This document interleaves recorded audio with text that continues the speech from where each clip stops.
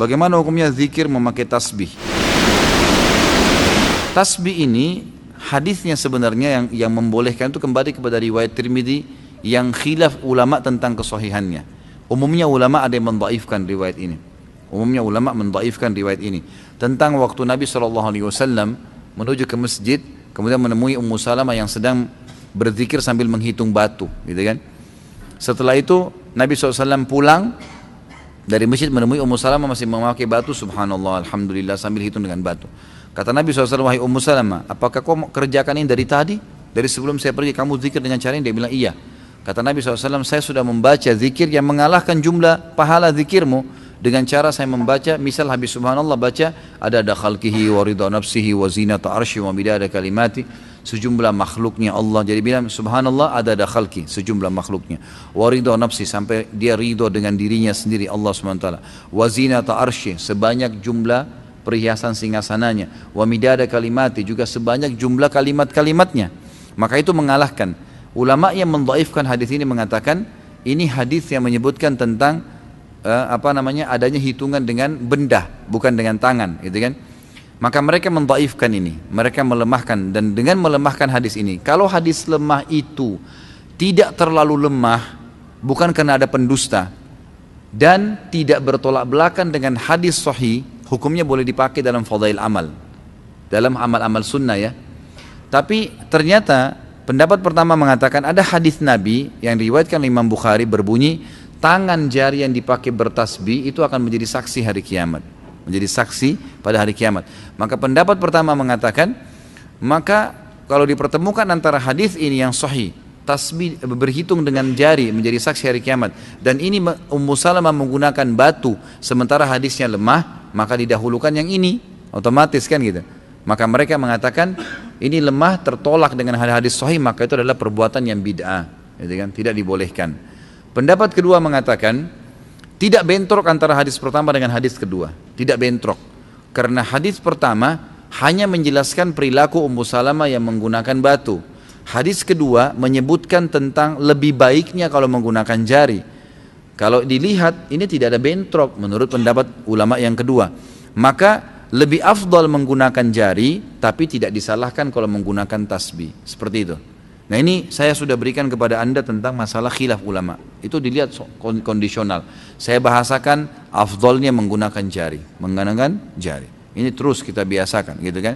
Tapi kita tidak boleh 100% menyalahkan orang yang menggunakan tasbih itu, karena masih ada pendapat ulama tadi yang saya sebutkan. Apakah ada amalan sunnah membaca la ilaha illallah wahdahu la syarikalah lahul mulku wa lahul hamdu wa yuhyi wa yumitu wa huwa ala kulli syai'in qadir, dan Allahumma inni as'aluka ilman nafi'an wa rizqan tayyiban wa amala mutaqabbala, ketika zikir setelah sholat maghrib dan subuh? Kalau ada, kita bacanya setelah apa? Mohon penjelasannya Ustaz. Setahu saya ada, dibaca 10 kali habis subuh dan habis maghrib, semua dijelaskan dalam hadis kan gitu. Kalau Allahumma inni as'aluka ilman nafi'an wa rizqan tayyiban wa amalan mutaqabbal, ini saya tahunya zikir pagi sore, tidak masuk dalam zikir habis sholat, setahu saya ya. Tapi kalau la ilaha illallah wahdahu la syarikalah lahul mulku wal hamdu yuhyi wa yumitu wa ala kulli syai'in qadir 10 kali itu habis sholat subuh dan 10 kali habis maghrib, ini memang ada hadis sahih menjelaskan masalah itu. Apakah ada riwayat yang menjelaskan bahwa Rasulullah SAW pernah memimpin zikir dan doa secara berjamaah setelah sholat wajib? Yang saya sudah pernah sampaikan riwayat, tidak ada riwayat menjelaskan masalah itu. Yang ada adalah Nabi SAW membaca zikir, dan Ibnu Umar berkata, saya mengetahui kalau sholat sudah selesai di masjid Nabi SAW kalau saya mendengarkan suara zikir Nabi SAW dan para sahabat, dan mereka baca masing-masing. Jadi misal Nabi SAW baca ayat kursi, sahabat sana baca al-ikhlas, yang ini baca subhanallah, jadi dibiarkan oleh Nabi SAW masing-masing. Tapi Nabi SAW tidak pernah memandu baca al-fat al-kursi misalnya lalu semuanya harus ikut. Itu tidak pernah ada riwayat masalah itu. Apabila tidak, bagaimana sikap kita? Apa yang harus kita lakukan ketika di suatu masjid setelah sholat wajib imam memimpin zikir dan doa berjamaah? Jadi kita baca sendiri aja, kita jalankan sendiri. Jadi seperti itu, Allahu a'lam. Apakah ketika membaca doa keluar rumah tidak diganggu syaitan, tapi ketika perjalanan bisa berbuat dosa juga? Bisa, maksudnya tidak diganggu oleh syaitan di sini, tidak dibuat keburukan buat dia. Tapi kalau dia mau berbuat dosa, apakah dia bisa berbuat dosa? Ini butuh rincian. Yang jelas Allah Subhanahu wa ta'ala dengan doa itu akan menahan dia secara fitrahnya sebagai manusia. Seperti misalnya gini, Kita coba berdoa kepada Allah, ya Allah bangunkan saya malam hari. Ya itu. Bangun nggak nanti malam? Bangun. Pasti kaget. Tinggal orang itu mau sholat atau tidak. Kalau ada orang tidur lagi, berarti kan dia sendiri yang langgar itu ya. Tadi dia berdoa keluar minta agar dia selamatkan dari syaitan. Allah sudah selamatkan. Setiap dia mau buat dosa Allah tahan. Ada halangan-halangannya. Tapi tetap kalau dia ngotot mau kerjakan, ya dia melanggar sendiri. Karena datang dari Allah SWT dalam bentuk sinyal ngingatin dia. Bolehkah menjabat takhir sholat maghrib dan isya atau duhur dan asar tanpa ada udzur? Setahu saya tidak boleh. Setahu saya pendapat yang paling kuat itu tidak boleh, gitu kan. Kalau sesekali seseorang menjama antara duhur sama asar, maghrib sama isya, masuk dalam hadis Nabi SAW pernah menjama tanpa ada udzur, tanpa ada azan dan tanpa ada banjir, tanpa ada badai, tanpa musafir. Mungkin sekali dia mengerjakannya dalam hidupnya, itu mungkin. Tapi kan mayoritas waktunya Nabi SAW mengerjakannya di waktunya masing-masing, gitu kan. Umumnya yang hadis kita lihat jamak dan qasar ini dilakukan, terutama jamak itu pada saat safar. Pada saat safar, dan kita tahu semua hadis tentang fadilah mengerjakan sholat di awal waktunya, gitu kan. Jadi masing-masing di awal waktu. Di masjid Ana yang sudah sunnah jika ada kajian selepas maghrib, selepas isya, kadang sholat isya ini ditunda sampai kajian selesai dulu. Biasanya sampai 45 menit. Jadi sekitar jam 8 baru sholat. Apakah dibolehkan menunda isya? Ada hadis memang yang membolehkan mentakhirkan isya ya. Tapi saran saya lebih baik sholat dulu seperti kita ini. Jadi tepat awal waktu kemudian baru dilanjutin. Seorang akhwat memakai cadar, apakah sah sholatnya karena hidungnya tidak menyentuh bumi karena terhalang oleh cadarnya? Gak ada masalah. Gak ada masalah insya Allah, karena memang ini pendapat ya, ulama mengatakan hidung yang dilapis dengan kain kalau orang itu sakit kah atau wanita itu bercadar karena takut fitnah kalau terlihat, maka itu dianggap memang hal yang tidak menghalangi antara hidung dia dengan, dianggap cadarnya itu seperti sejadahnya gitu lah, seperti sejadahnya sebenarnya seperti itu ya. Maka itu dianggap tidak ada masalah. Ini pendapat sebagian ulama. Dan lebih baik kalau seorang muslimah sholat cadarnya dibuka, itu lebih baik. Karena memang sunnah Nabi SAW pada saat sholat wanita membuka wajah dan telapak tangannya kan gitu. Itu yang ada dalam hadis. Apakah saya boleh berzikir setiap waktu dan kapanpun tanpa ada batasan jumlah? Tentu saja kalau zikir-zikir itu tidak ditentukan jumlahnya oleh Nabi SAW, boleh saja, nggak ada masalah. Misal kata Nabi SAW, la hawla wa la quwata illa billah adalah harta karunnya surga. Gak ada penonton jumlah, gak ada penonton waktu. Bolehkah saya baca sampai 100 kali, 200 kali? Boleh saja, gitu kan. Tapi ada kalau penentuan waktu, tempat, misal habis sholat baca subhanallah 33, alhamdulillah, Allah akbar 33, semua 33. Maka jangan baca lebih nih habis sholat, karena penentuan waktu, tempat, jumlah ada, gitu kan. Kalau tidak ada bebas, tidak ada masalah, gitu kan. Itu dibolehkan. Berhubungan dengan masalah istighfar, makna daripada hadis Nabi SAW, saya beristighfar setiap harinya 70 sampai 100 kali. Ini sedikit ada pendapat para ulama yang mengatakan bahwasanya yang dimaksud adalah Nabi SAW setiap kali beristighfar itu tidak berhenti sampai 70 kali atau sampai 100 kali. Berarti dalam sehari bisa beberapa kali Nabi SAW membacanya. Terbukti daripada orang yang telah bertemu dengan Imam Ahmad yang terus beristighfar, dan Imam Ahmad faham hadis. Beliau tidak menegur orang tersebut, ya, pedagang roti yang terus pada saat mencampur telurnya, tepung terigunya, dan dia mengatakan astagfirullah, astagfirullah, astagfirullah, terus begitu. Tidak pernah berhenti. Dia berhenti kalau Imam Ahmad ajak ngomong atau Imam Ahmad dia sedang bertanya gitu.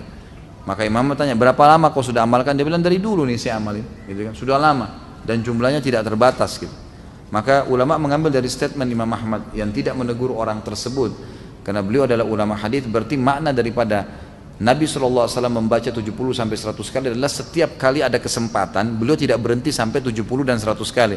Selebihnya setelah itu ada kesempatan lagi, baca lagi 70 sampai 100 kali. Maka dari sini istighfar dibolehkan baca berapa kali pun jumlahnya. Mohon dijelaskan bagaimana hukumnya apabila sholat di rumah, kemudian di masjid sudah iqamah. Apakah kita masih bisa menjalankan sholat qobliyah? Batalin, nggak boleh. Hadis sahih berbunyi, kata Nabi SAW, tidak ada lagi sholat sunnah dengan iqamah sholat wajib. Hadis sahih, nggak boleh. Jadi biar lagi di masjid kita lagi sholat, baru 1 rakaat sudah iqamah, batal. Tapi kita sudah dapat pahalanya, diberhentiin aja tiba-tiba, memang begitu. Ada seseorang menyarankan baca doa nurun nubuwat agar tersembuh dari penyakit yang saya tanyakan, apakah doa tersebut sesuai dengan tuntunan Rasulullah SAW? Saya tidak pernah tahu nih, nurun nubuwat ini seperti apa. Dan saya selama saya belajar ya, saya tidak tahu, wallahu alam, sebatas ilmu saya tidak pernah saya temukan ada judul doa seperti ini yang Nabi SAW berikan.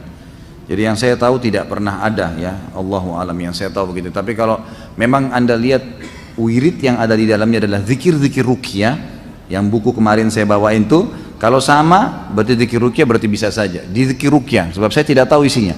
Kalau isinya selain zikir-zikir ruqyah yang ada sunnah-sunnah Nabi SAW berarti itu nggak benar, itu dibuat-buat. Kapan saat wanita melakukan sholat duhur di hari Jumat? Afdolnya apakah setelah azan atau habis sholat Jumat? Tentu setelah azan. Ulama sepakat mengatakan tidak harus menunggu selesai khutbah. Boleh setelah azan duhur perempuan sudah boleh sholat, azan Jumat perempuan sudah boleh sholat duhur. Jika di lingkungan rumah kita ada 3 masjid atau lebih dan ada 1 masjid yang sudah sunnah dengan komunitasnya orang-orang yang sudah mengenal sunnah, maka saya lebih condong berjamaah di masjid tersebut dengan alasan lebih khusyuk, rapi safnya, jadi pahalanya lebih banyak karena safnya sempurna. Lalu saya dibilang keluarga ekstrim, seolah-olah saya punya aliran sendiri karena tidak mau berjamaah di masjid lainnya. Apakah saya salah jika memilih masjid yang sunnah itu? Tentu saja tidak.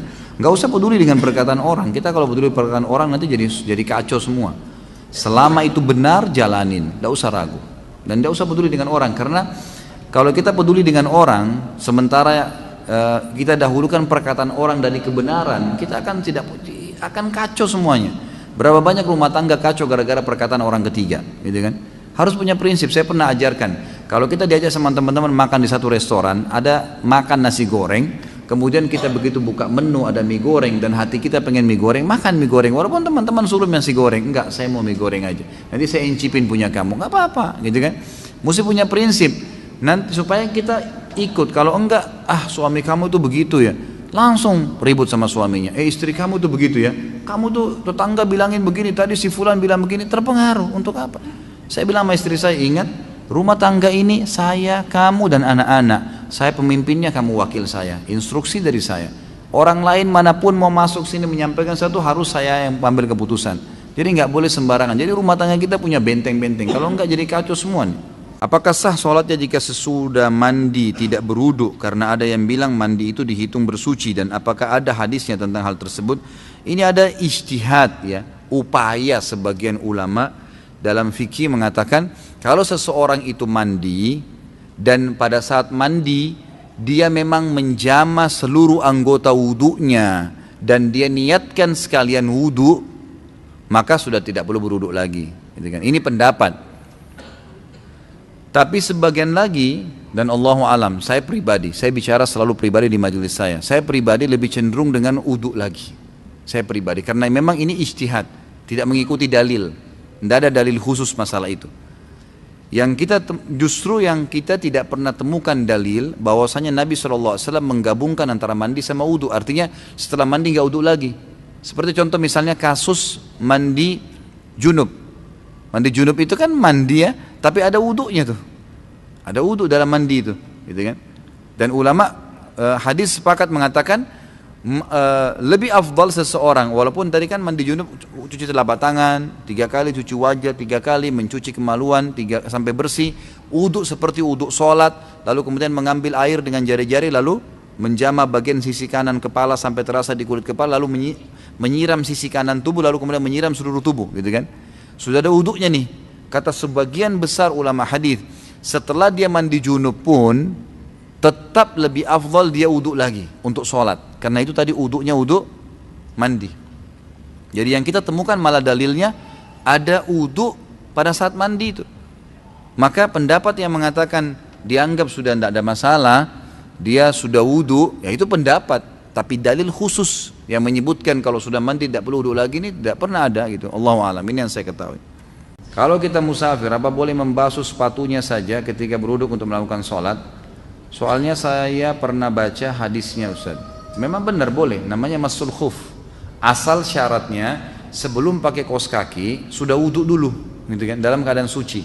Kalau mukim boleh sehari semalam, mukim kayak kita nih orang tidak musafir. Orang musafir boleh 3 hari 3 malam.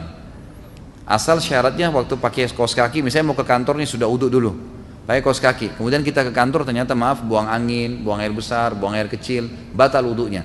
Lalu kemudian keluar dari WC, ya semoga Allah muliakan Anda. Keluar dari WC kemudian kita mau wudhu lagi. Wudhu lagi, kaos kakinya bisa diusap saja, tidak usah dibuka. Yang penting tadi pada saat dimasukkan dalam keadaan suci. Mukim sehari semalam, musafir 3 hari 3 malam. Di mana batasan seorang muslim dikatakan kafir apabila dilihat dari hadis riwayat Tirmidzi, An-Nasai dan Ibnu Majah menyebutkan sabda Nabi SAW, perjanjian antara kami dan mereka orang kafir adalah solat. Karena barang siapa yang meninggalkannya maka sungguh dia telah kafir. Yang dimaksud di sini adalah perilakunya perilaku kafir, meninggalkan solat. Makanya ulama masih rincikan, meninggalkan solat secara jahdan tadi membangkang baru kufur, gitu kan? Harus syahadat. Tapi kalau dia cuma malas-malas tidak masuk. Ibnu Umar menjelaskan makna daripada hadis ini adalah kalau dia cuma malas-malasan, dia mendapatkan dosa kufur tapi tidak sampai pada kufur. Kufrun duna kufrin istilahnya, gitu kan? Apakah orang yang menggunakan buhul yang ditaruh di dompet, sholatnya tetap diterima? Sholatnya sah, tapi dia berdosa dengan buhulnya. Pertanyaannya, untuk apa taruh buhul di dompet? Kita dari kemarin 2 pertemuan bahas masalah ini, jangan lagi ditaruh buhul, keluarin semua, bakar. Nggak boleh lagi percaya yang begitu, tawakal kepada Allah SWT.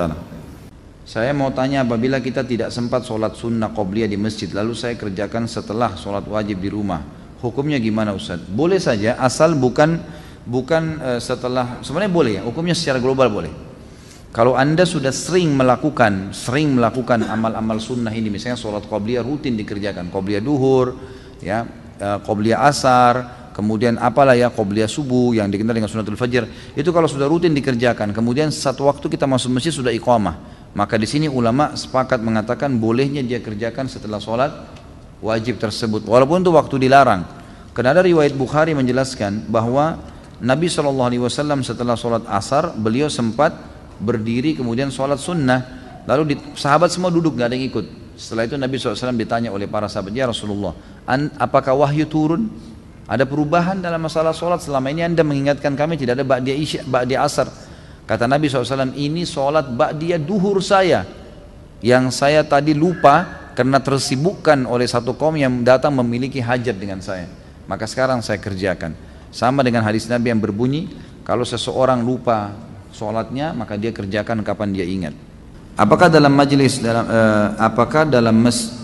majlis dalam masjid ba'da azan, majlis ilmu dalam masjid setelah azan boleh dilanjutkan? Majlis itu majlis bid'ah. Apakah kita harus menunggu majlis selesai ataukah membuat jamaah terlebih dahulu? Tentu saja boleh ya. Kalau azan kayak tadi kita azan waktu kita tunda seberapa menit. Tapi ini bukan berarti tunda sampai keluar waktu. Karena memang biasanya antara azan dengan azan ada durasi. Ada durasi. Ini masih dibolehkan. Mungkin kita tadi kayak makan ambil waktu 5 sampai 10 menit kemudian azan, itu bukan sesuatu yang mengeluarkan dari waktunya sebenarnya. Terlebih lagi durasi antara azan dan iqamah di zaman Nabi SAW itu ukuran 50 ayat. 50 ayat itu lumayan ya, mungkin sekitar 20 sampai setengah jam, 20 menit sampai setengah jam. Maka berarti memang di sini ulama mengatakan boleh ya, menunda itu dalam waktu tertentu. Tapi kalau majelis itu majelis yang melanggar sunnah Nabi ya sebaiknya jangan, gitu kan? Jangan dihadiri. Bagaimana caranya? Keluar aja dulu, jangan buat jamaah, nanti jadi fitnah, gitu kan? Jangan buat jamaah, keluar aja dari masjid, duduk mungkin di teras, begitu iqamah atau azan baru masuk sholat insya Allah. Jika di tempat kita atau luar negeri tidak terdengar suara azan, berdosakah jika seorang laki-laki sholat di rumahnya berjamaah dengan teman-temannya karena tidak terdengar azan? Kalau yang saya tahu tidak terdengar azan di sini maksudnya memang karena tidak ada masjid atau terlalu jauh untuk dijangkau dan tidak terdengar, ini insya Allah tidak apa-apa. Karena Nabi SAW menanyakan kepada Ibnu Ummul Maktum yang sempat orang buta pamit kepada Nabi SAW mengatakan, ya Rasulullah, rumah saya jauh dari masjid, nggak ada yang pandu, antara rumah saya dengan masjid anda ini banyak binatang buas yang bisa menyerang saya, boleh nggak saya sholat di rumah? Buta, nggak ada pemandunya, banyak binatang buas, rumahnya jauh dari masjid, banyak sekali udhurnya nih, gitu kan? Maka kata Nabi SAW awalnya, silahkan sholat di rumahmu.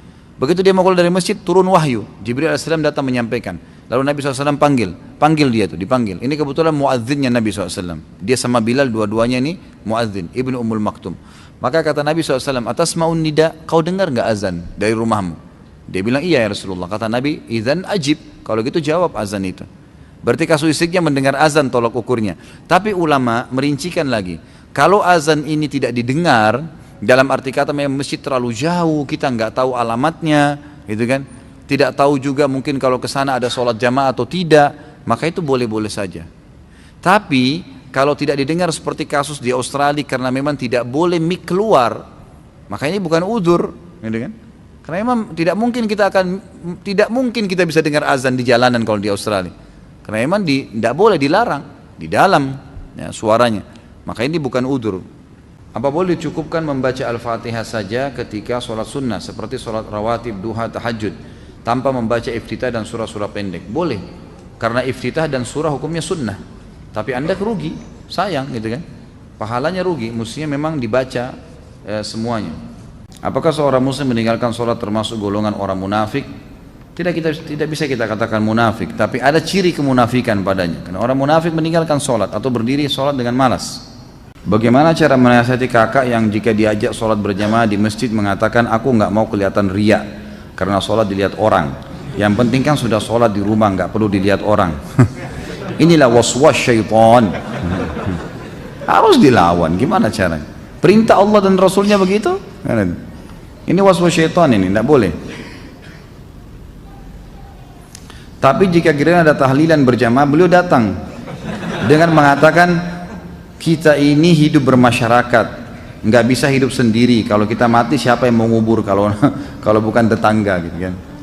Ini waswas syaitan luar biasa, ini permainan syaitan ke dia. Sampaikan apa adanya, tugas anda sampaikan saja. Selebihnya doakan. Kita nggak bisa mengubah orang itu. Saya mau tanya tentang teknis sholat saat i'tidal. Apakah yang benar tangan sedekap atau dilepas diturunkan? Saya pernah dengar hadis berbunyi posisi i'tidal kembali kepada semula. Maksud di sini semula sebelum ruku atau sebelum takbiratul ihram. Ini sudah saya bilang, jangan tanya masalah bab lain dulu, gitu kan? Dan sudah sering saya jelasin masalah ini. Jadi yang saya sering jelasin bahwasanya hadisnya satu. Nabi SAW dikatakan kalau bangun dari ruku kembali anggota tubuhnya seperti semula. Nah di sini ulama jadi dua pendapat. Yang mengatakan seperti semula ini sebelum salam, maka sami Allahu liman hamidah, tangannya turun ke sebelah kiri kanan tubuhnya. Kalau dikatakan anggota tubuh kembali seperti semula setelah takbir, maka kembali ke dada. Dan Ibnu Qayyim rahimahullah sudah menyatukan, mengatakan alangkah baiknya seorang muslim karena dalilnya ada, cuma mereka berselisih penjabaran dari dalil ini, dua-dua dijalankan. Sesekali bersedekap, sesekali dia tidak bersedekap. Apakah kita tidak boleh membunyikan sendi-sendi dalam sholat, mematahkan jemari tangan dan kaki? Mematahkan ini bagaimana? Hah? Membunyikan, jadi bukan mematahkan kali ya. Ini bahasanya luar biasa. Jadi setahu saya Allah alam ini sebagian besar ulama memakruhkan, jadi bukan tidak boleh. Karena ada gerakan-gerakan yang dibolehkan dalam sholat kalau sifatnya darurat. Kalau darurat itu tidak ada masalah, tapi sebaiknya dihindari. Ini juga secara medis kurang sehat ya. Karena biasanya jadi renggang jari-jari itu, maka lebih baik dijauhi. Ya anggaplah kalau anda mau berhadapan dengan atasan, misalnya lagi ngobrol, masa sambil di depan atasan bunyi-bunyiin tangan gitu kan? Pasti nggak mau. Bagaimana dengan hadapannya Allah Subhanahu Wa Taala? Coba hindari. Itu waswas syaitan agar mengurangi kekhusyuan anda. Jam berapakah utamanya waktu sholat duha dan berapa rakaat? Setelah terbit matahari. Itu yang disunnahkan Nabi SAW. Kalau dalam riwayat dikatakan sampai saat unta merasa teriknya matahari. Ya, jadi intinya naik matahari sudah terbit ya. Itu berarti sudah bisa insya Allah. Kita tidak bisa tentukan jam nih, karena kadang-kadang kalau musim hujan beda dengan musim panas gitu kan. Kadang-kadang mungkin kalau musim-musim tertentu tuh setengah 7, jam 7 sudah panas tuh, sudah terik, sudah bisa duha. Antum kerja jam 8, boleh duha sebelumnya. Kadang-kadang ada waktu itu mungkin masih mendung, gelap, mungkin jam setengah 7 masih gelap gitu kan. Ada kadang-kadang keadaan seperti itu. Yang dijadikan patokan adalah terbitnya matahari atau terangnya langit sampai beberapa saat sebelum menjelang duhur. Apakah boleh melakukan sholat tahajud ketika kita sudah melakukan sholat witir setelah isya? Saya pernah dengar sholat witir sebagai sholat penutup, tidak ada lagi sholat setelah sholat witir. Boleh saja, yang dimaksud tidak ada lagi. Jadi jangan witir dulu sekarang, setelah witir langsung kerjakan sholat lagi. Tapi kalau ada jaraknya itu berbeda, kan gitu. Makanya para sahabat seperti Abu Hurairah anhu berkata, aku diwasiatkan oleh Rasulullah, kekasihku Rasulullah SAW, 3 hal tidak pernah aku tinggalkan selama aku hidup. Sementara Abu Hurairah ini tidak pernah tinggalkan tahajud. Beliau mengatakan di malam hari ya, beliau mengatakan saya diwasiatkan kasihku 3 hal tidak pernah saya tinggalkan selama saya hidup. 2 rakaat sholat duha, dan saya berpuasa 3 hari setiap bulan ayyamul bid, dan saya tidak pernah tidur kecuali saya sudah witir. Jadi beliau witir sebelum tidur, tapi beliau tetap kerjakan tahajud. Pernah juga Nabi SAW dalam hadis Bukhari bertanya kepada Abu Bakar dan Umar, wahai Abu Bakar, kapan kamu witir? Sementara Abu Bakar ini tiap malam sholat tahajud. Kata Abu Bakar, selepas Isya ya Rasulullah, sebelum tidur. Ditanya Umar, wahai Umar, kapan kau witir? Kata Umar, di akhir malam ya Rasulullah. Kata Nabi SAW ditunjuk Abu Bakar, orang ini mengambil agamanya dengan hati-hati. Orang ini ditunjuk Umar mengambil agamanya dengan ketegasan. Artinya dua-duanya boleh, nggak ada masalah, gitu kan? Jadi setelah witir pun habis Isya boleh tahajud. Setelah sholat hajat, petunjuk dari Allah itu berupa apa? Nggak ada sholat hajat ini. Yang ada sholat istikharah.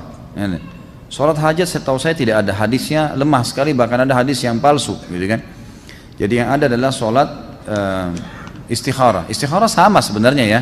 Karena kita meminta petunjuk dari Allah SWT. Itu ada hadis sahihnya. Saya orang yang terkena penyakit was-was, sekarang 3 kali takbir saya ulang.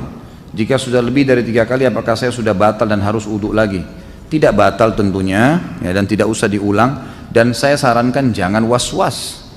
Allahu Akbar, selesai.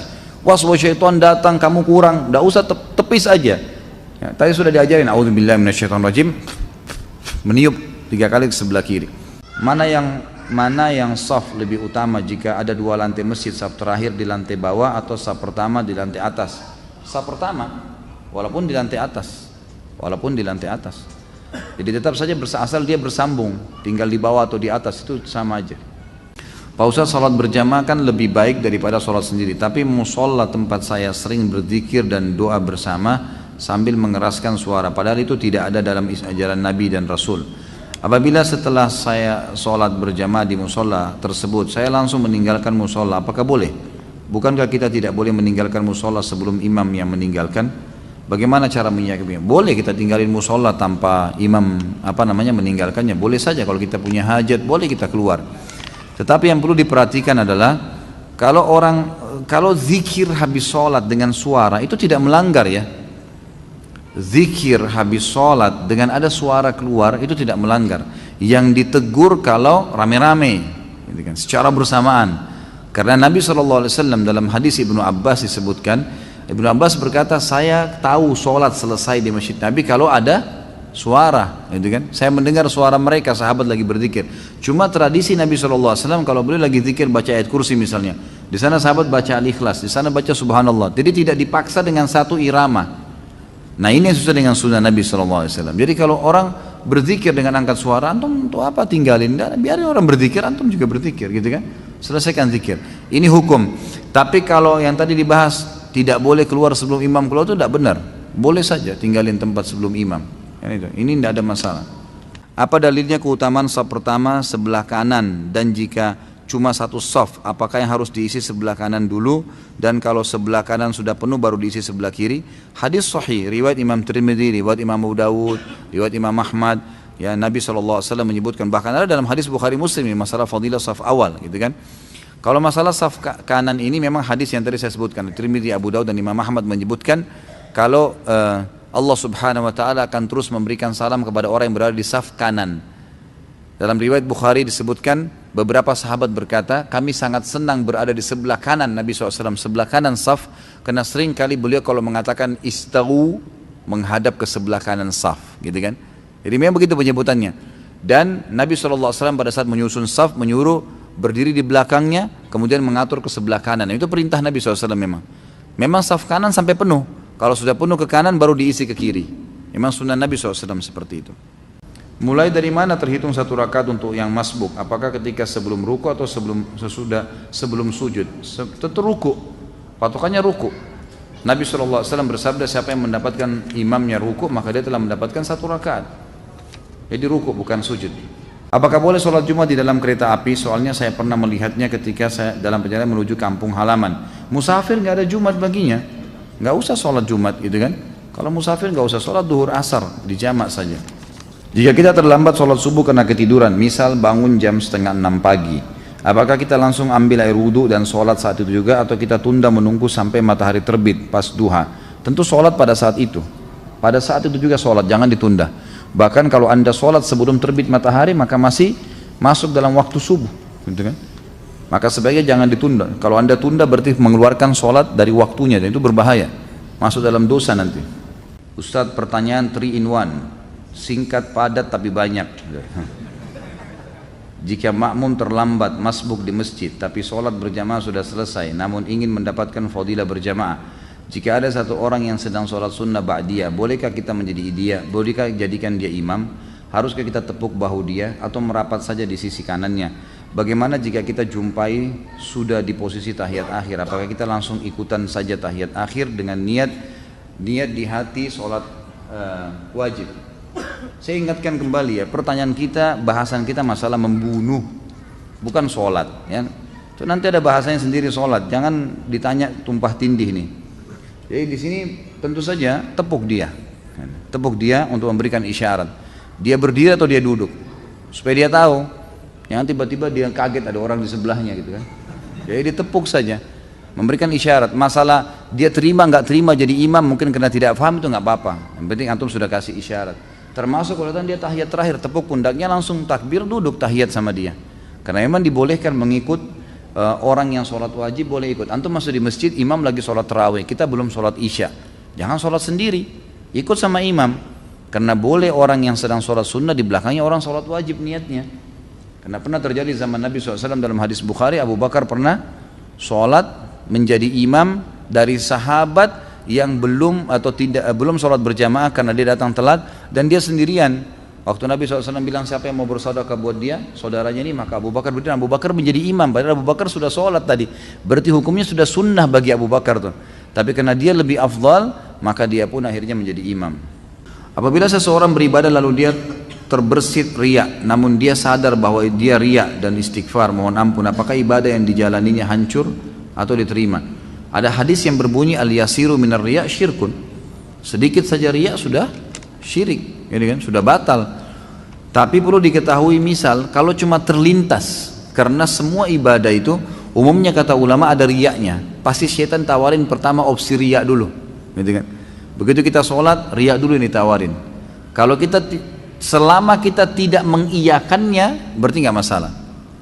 Jadi itu orang di sebelahmu, itu orang begini, itu orang anggap kau doamu panjang dan kita nggak iyakan, kita terus baca, kita nggak pedulikan.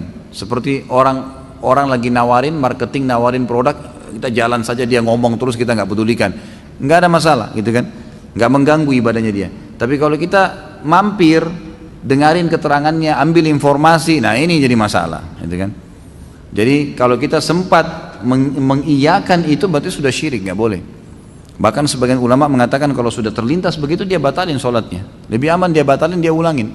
Karena sudah berbahaya buat dia, sudah nggak diterima kalau dia lanjutin. Ustadz, apa hadis railah saf pertama walaupun dengan undian? Jadi hadisnya riwayat Bukhari Muslim. Kalau seandainya, kata Nabi SAW, terjemahannya langsung ya, orang-orang mengetahui yang terdapat di saf pertama dan azan, kemudian mereka tidak bisa mendapatkannya kecuali mereka saling bertanding, berundi, bersaing, maka mereka niscaya akan melakukannya. Itu lafaz hadisnya. Hadis riwayat Bukhari Muslim. Bagaimana hukumnya makmum membaca Al-Quran dengan memegang Al-Quran agar tidak mengantuk pada saat Ramadan karena qiyam lailnya berjus-jus? Dan apakah boleh juga sholat sunnah berdiri sendiri dengan membaca dan memegang Al-Quran karena tidak menghafal Al-Quran biar panjang atau banyak bacaannya? Setahu saya fatwa ulama dibolehkan, beranjak daripada hadis Nabi SAW, al-mar'u maliku li nafilatihi, seseorang pemilik sholat sunnahnya.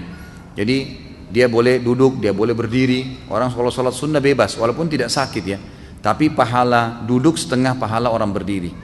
Masuk dalam masalah makna ini kata ulama adalah Allah subhanahu wa ta'ala memerintahkan untuk membaca Al-Fatihah, membaca surah Al-Quran, gitu kan? Kata Nabi SAW, setelah baca Al-Fatihah, bacalah apa yang dimudahkan dari Al-Quran. Makna daripada hadis Nabi, bacalah yang termudahkan dari Al-Quran. Kata ulama, boleh memegang Al-Quran, tapi dianjurkan di sholat sunnah. Karena sholat sunnah memang pemiliknya dia. Jadi dia boleh batalin. Orang lagi sholat sunnah, antum lagi sholat ba'diyah isya, terus tiba-tiba batalin tanpa udzur. Udah deh, nanti di rumah aja saya sholat. Dia berhentiin, nggak dosa tuh. Tapi kalau wajib nggak boleh, harus diselesaikan sama dia, kecuali ada udzur syar'inya. Maka dia pemilik sholat sunnahnya. Bila imam salah dalam baca Al-Fatihah karena kan sholat tidak sah, apakah kita harus ulang di rumah atau bagaimana? Tentu saja tidak ya. Salahnya tergantung salahnya kenapa. Kalau emang salahnya fatal dan sudah diingatkan tidak mau, maka batal sholatnya. Bukan di rumah, diulangin di situ, gitu kan. Tapi kalau emang dia lupa, kemudian diingatkan, atau mungkin ada kesalahan tajwid yang diingatkan lalu dia tidak lakukan, maka tetap sah saja. Beranjak daripada hadis Nabi SAW yang sahih yang berbunyi, kalau kalian sholat dengan imam, kalau imam benar dia akan panen pahala kalian, dan kalian akan dapat pahala kalian masing-masing, dan kalau dia salah, dia akan berdosa dihukum sama Allah, dan sholat kalian benar. Sholat kalian benar. Bila kita memulai usaha warung makan malam hari dan bertepatan dengan sholat maghrib dan isya, apakah kita boleh menjamak sholat tersebut? La ilaha illallah. Menjamak sholat gara-gara dagang tidak boleh. Nah, apakah ketika kita sholat kemudian terlintas di memori pikiran kita, misal kita habis nonton film Mahabharata dan film yang ada dewa-dewa, Athena dan lain-lain, kemudian pas sholat terlintas dewa-dewa dan gambaran di film, apakah itu termasuk syirik? Pertama, jangan nonton. Tadi saya bicara tuh jangan, saya bilang anak kecil aja tidak boleh nonton, apalagi orang sudah besar.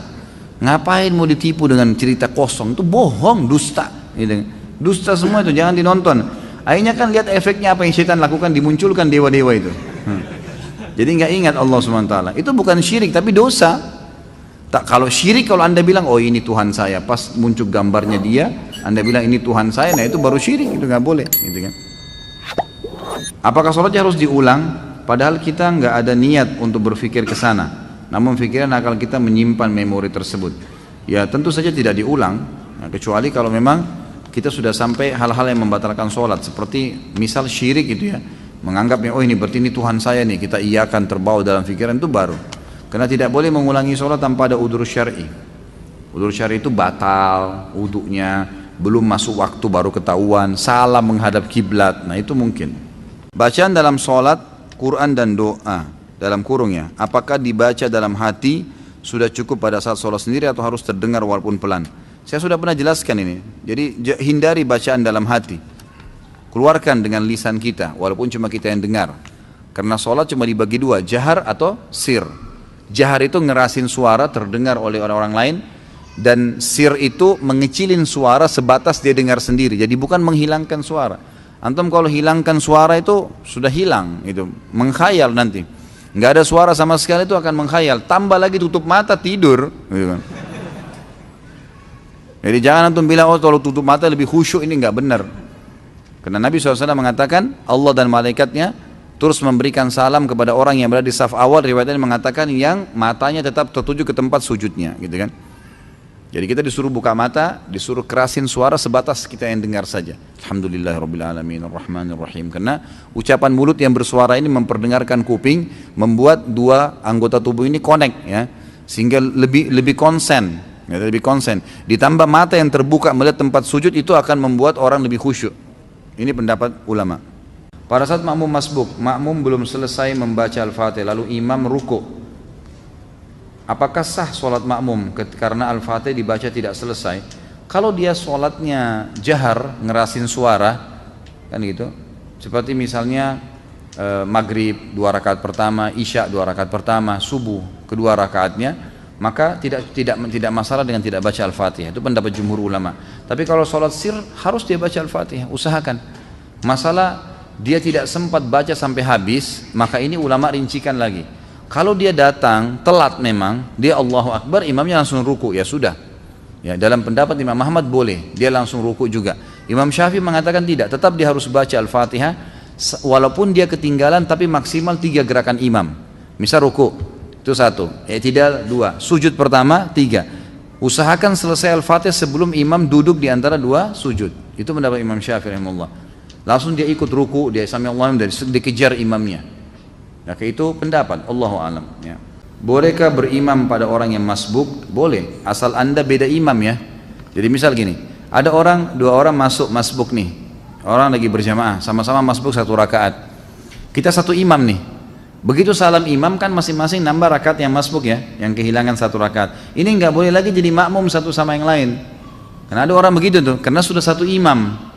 Yang boleh kalau beda imam. Misal kita berdiri, kita masuk 1 rakaat, ada orang yang telat masuk, maka dia tepuk pundak kita, itu boleh, nggak ada masalah. Tapi tidak boleh menjadi memiliki dua imam dalam satu sholat. Apabila kita mempunyai warung makan di sekitar komplek perumahan, di dalamnya banyak perusahaan, mayoritas orang yang makan bertepatan waktu istirahat, waktu sholat duhur, apa yang harus kita lakukan kepada para pekerja dan konsumen yang makan? Apakah kita menunda terlebih dahulu waktu sholat sampai waktu istirahat selesai? Tentu tidak lah, gitu kan. Sholat aja, gitu kan, sholat. Kalau anda suami istri, anda boleh suruh istri nggak ada masalah, mereka boleh sholat di situ kan. Tapi kalau anda sendiri jangan tinggalkan masjid, jangan tinggalkan sholat. Atau kalau perlu bagaimana caranya supaya bisa dihidangkan, atau ada pegawai yang memang pegawai itu mungkin ya, kalau memang banyak pegawai yang makan juga yang mampir itu adalah orang-orang perempuan misalnya, wanita, maka bisa pakai wanita. Kalau tidak, maka bertawakal kepada Allah SWT. Sholat dulu, habis itu layani mereka. Nggak usah khawatir dengan rezeki. Itu saran saya ya. Kalau anda bisa bertanya pada ustadz lain, bisa disarankan misalnya nggak apa-apa tunda sholatnya, ya silakan saja. Kalau saya tidak sarankan itu. Apakah meminta doa atau didoakan ke ustadz atau kiai, kemudian kita diberi air putih atau serbuk kopi, kemudian disuruh untuk meminumnya, termasuk syirik? Sebenarnya tergantung ya, karena meniup sesuatu ke air untuk diminum itu, kalau fungsinya untuk ruqyah itu boleh. Tapi kalau umumnya doa, itu tidak pernah ada anjuran. Jadi doain apa saja terus ditiup air itu nggak pernah ada anjuran. Tapi kalau untuk meruqyah, memang untuk mengobati, ini memang pernah, gitu kan? Ada beberapa riwayat yang tersebutkan khusus untuk mengobati orang yang keracunan dan kena sihir atau kesurupan. Itu memang ada anjuran, difokuskan ke situ. Bagaimana cara membedakan bisikan yang datang dari syaitan atau kata hati kita sendiri? Kadang-kadang ketika sholat di dalam hati suka bicara sendiri. Bagaimana cara menyikapinya Ustaz? Sahkah sholatnya? Bagaimana hatinya bicara sendiri nih? Allah mengatakan alladzi yuwaswisu fi sudurin nas. Apa bahasanya setelahnya? Minal jinnati wan nas. Yang bisikin itu syaitan. Kalau dalam jiwa kita sendiri, gitu kan, jinnati wan nas. Sebagian ulama tafsir mengatakan nas ini termasuk jiwa, memang jiwa dia sendiri. Dia kadang-kadang berbicara. Ya, masalah membedakan atau tidak membedakan itu umumnya ulama bilang, kalau bisikan-bisikan dalam hati cenderung kepada keburukan, misal malas beribadah, mau berbuat maksiat, cenderung pada keburukan, menunda-nunda ibadah, bisa dari syaitan, bisa dari jiwa dia yang ammaratun bisu. Karena jiwa manusia ada yang cenderung kepada keburukan, ada itu. Itu harus dilawan, ditepis. Tapi umumnya ulama mengatakan syaitan menunggangi itu jiwa yang ammaratun bisu, dan dia bergabung di situ. Qarin di sebelah kita, syaitan yang di sebelah kita itu selalu menunggangi sisi jiwa kita yang ada kecenderungan pada keburukan, gitu kan. Potensi itu ada, makanya ditepis. Semua bisikan yang termotivasi untuk ibadah, kita lihat fakir miskin lewat, tiba-tiba dalam hati kita, bantu tuh kesian. Telepon tuh orang tua sudah lama ini tidak telepon ayah saya, mau silaturahim, mau bakti sama orang tua. Oh, mau bantu, ada tetangga yang lagi sakit, atau ada orang yang lagi sakit mau dijenguk di rumah sakit, ada bisikan, itu berarti positif, diikutin. Itu juga dari malaikat atau dari jiwa dia yang memang cenderung dengan kebaikan. Seringnya seseorang itu mengasah jiwanya dalam kebaikan, akan membuat jiwanya lebih pekah, gitu kan, dalam kebaikan itu.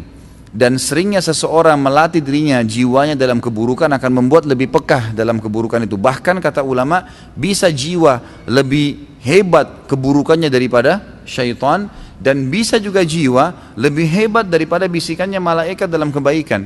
Tergantung bagaimana dia membiasakan dirinya, gitu. Tapi umumnya syaitan menunggangi keburukan, kecenderungan burukan tersebut, dan malaikat juga menunggangi potensi baik dalam jiwa manusia. Bagaimana jika ingin sholat berjamaah tapi makmum atau imam tidak mau sejajar? Bagi jemaah perempuan, bagaimana seharusnya sholat sendiri-sendiri karena imam tidak mau sejajar? Ataukah jemaah meskipun jika imam atau makmum maunya imam lebih ke depan dibanding makmumnya, tetap sholat berjamaah, tidak ada masalah itu. Ya, tidak ada masalah. Apakah bergerak 3 kali dalam keadaan sholatnya batal, seperti garuk-garuk misalnya? Kalau Imam Syafi'i mengatakan batal kalau lebih dari 3 kali. Jadi tidak dibolehkan lebih dari 3 kali. Tapi jumhur ulama mengatakan tetap tidak batal kalau memang orang itu punya udzur, memang harus dia lakukan.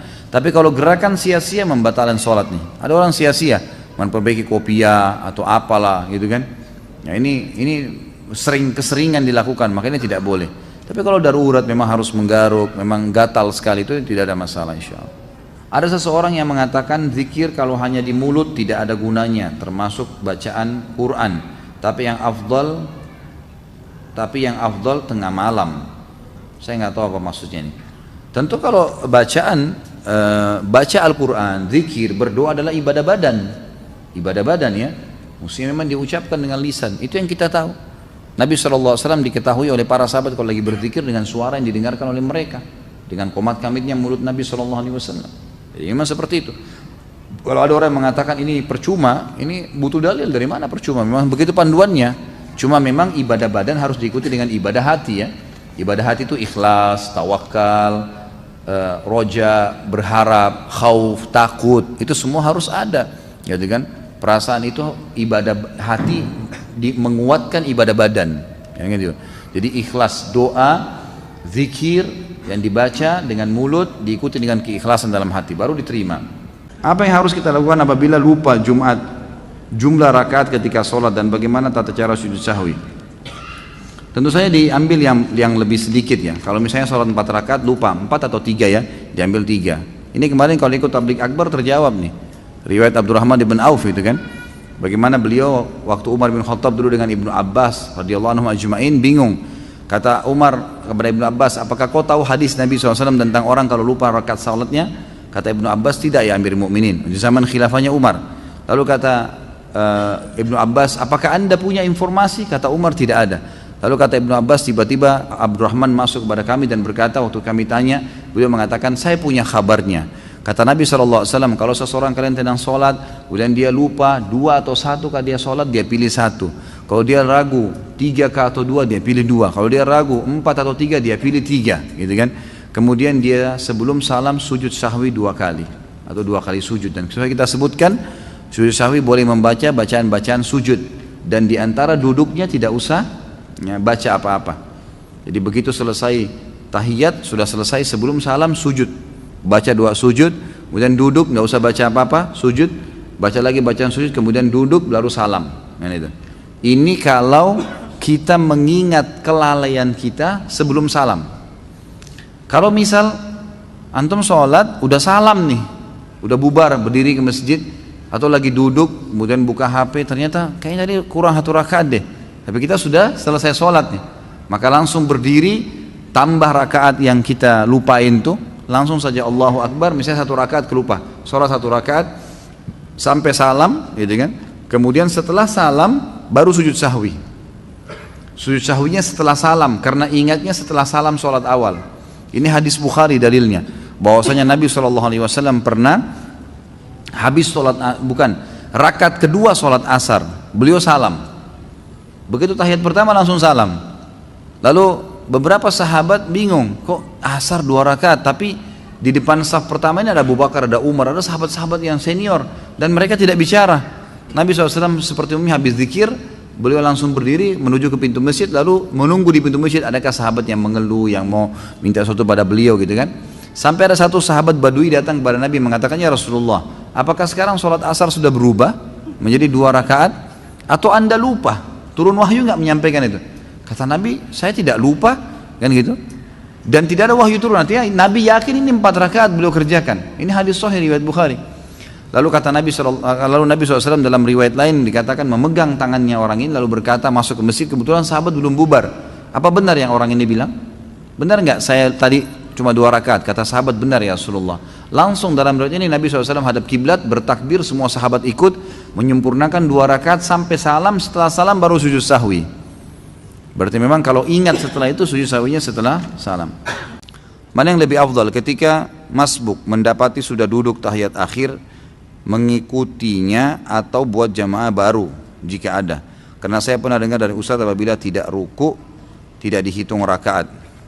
Ya tentu saja tetap ikut, afdalnya tetap ikut walaupun beberapa saat sebelum salam, karena antum dihitung mendapatkan jamaah pertama. Jemaah pertama pahalanya beda dengan jemaah kedua. Jemaah pertama itu lebih masuk di awal waktu dihitung, lebih besar. Jadi lebih baik tetap ikut walaupun sudah tahiyat terakhir. Jika tiba waktu sholat, apa ini? Waktu masih panjang, lebih utama mana untuk perempuan? Langsung sholat atau sholat apa ini? Atau sholat sesampai di rumah? Jika waktu sholat berada di stasiun dan ada tempat sholatnya, lebih baik awal waktu, tetap lebih awal waktu. Jangan ditunda ke rumah, kita tidak tahu, ya, tidak tahu ajal, tidak tahu kejadian. Selama aman, sholat dulu di situ. Dikarenakan saat ini waktu subuh 4.15, apakah boleh kita ketika kita terlambat bangun, misal jam 5, kita melakukan sholat sunnah 2 rakaat sebelum subuh? Tentu tidak boleh. Kalau sudah iqamah, subuh nggak boleh lagi. Anda kerjakan nanti setelah terbit matahari. Apa pahalanya kalau kita mengislamkan seseorang? Wah, ini tidak sesuai dengan tema. Dapat pahala lah tentunya, ya, selama dia berbuat kebaikan, selama dia mempelajari agama, insya Allah Anda dapat pahalanya. Dan hadis Nabi SAW kepada Ali bin Abi Thalib pada saat perang Khaybar, gitu kan, hai Ali, jalanlah dengan tenang menuju ke mereka, ke orang-orang Yahudi itu, lalu tawarkan mereka Islam. Kalau mereka nolak, tawarkan mereka jizyah. Kalau mereka nolak, tawarkan mereka untuk, ya, perang, gitu kan. Dan ingatlah Ali, kalau ada satu orang yang sempat mendapatkan hidayah karena kamu, maka itu lebih baik daripada humurun ni'am. Humurun ni'am ini adalah bisa diterjemahkan dengan unta betina merah yang besar atau nikmat yang terbesar yang sedang dimiliki oleh seseorang.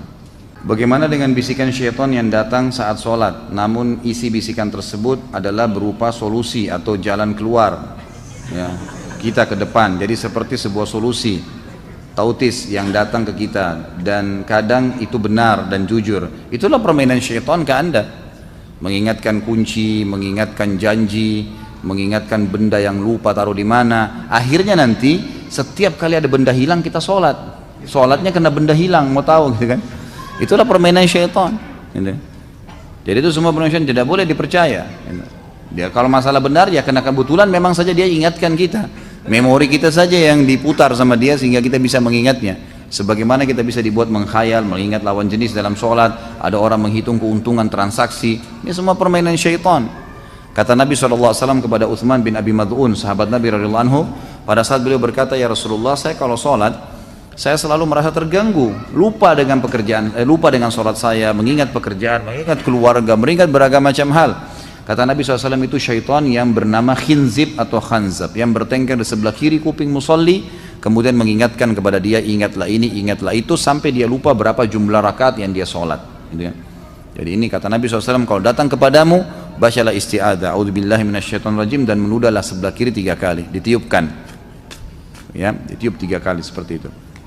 Pada malam Jumat kita disunnahkan membaca surah Al-Kahfi, dan di tahiyat akhir kita disuruh selalu berdoa dijauhkan dari fitnah Dajjal. Apakah kita bisa terkena fitnah Dajjal? Bukankah Dajjal keluarnya nanti mendekati hari kiamat? Mohon penjelasannya. Pertama, tentu saja amal-amal yang kita baca, minta dijauhkan dari fitnah Dajjal, ini Dajjal ya, ada lebih jauh lagi sebelumnya ya, minta dijauhkan dari fitnah kubur, fitnah neraka jahanam. Pertanyaannya, apakah ya kita kalau baca minta dijauhkan neraka jahanam, berarti kita akan masuk neraka jahanam sekarang? Bukan itu kan. Jadi kita baca untuk kebutuhan kita nanti. Pertama, orang yang tidak dapat Dajjal, maka dia akan mendapatkan pahalanya. Tapi kalau orang yang, ini kan hukum syar'i ya, ini akan berlaku sampai Dajjal keluar nanti, itu kan akan dibaca ini.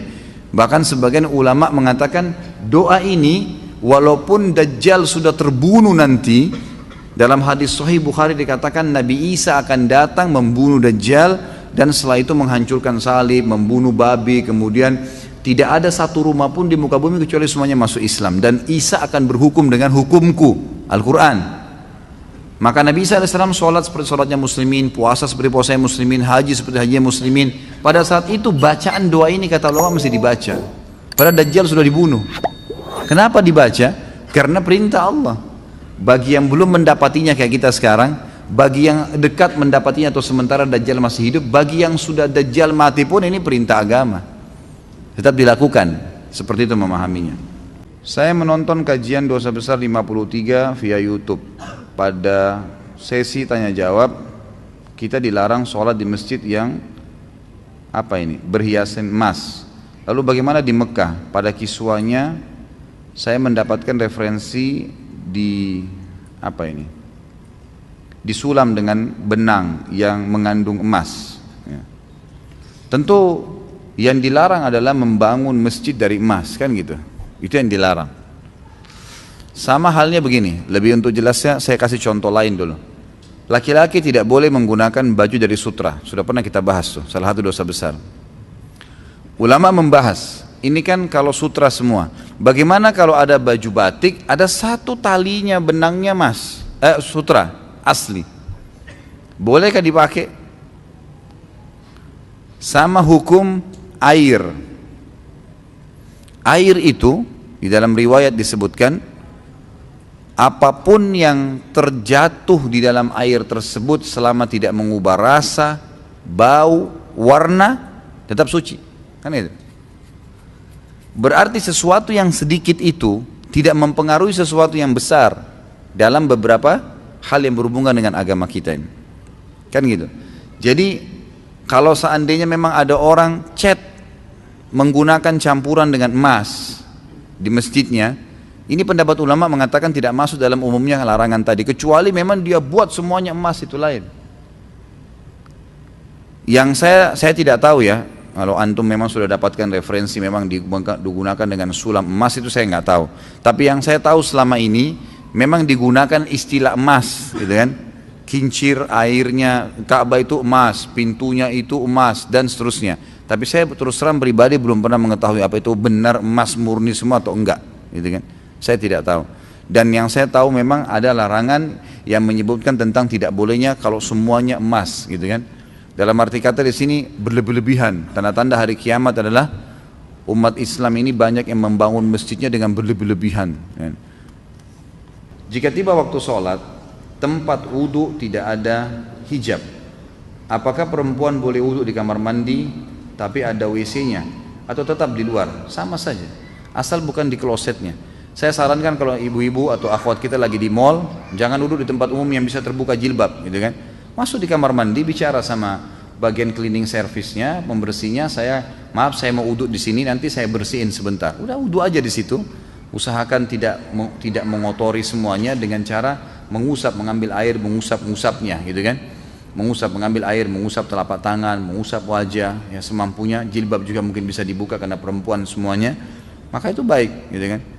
Kalau darurat tidak ada juga sama sekali kamar mandi, walaupun pasti ada ya, maka biasanya itu kelebihannya kalau akhwat yang pakai jilbab besar, dia bisa menarik jilbabnya ke depan sehingga tertutup bagian wajah, kemudian dia beruduk semampunya, ya. Kemudian dia pada saat mengusap wajah, mengusap siku semua tertutup dengan jilbab besarnya.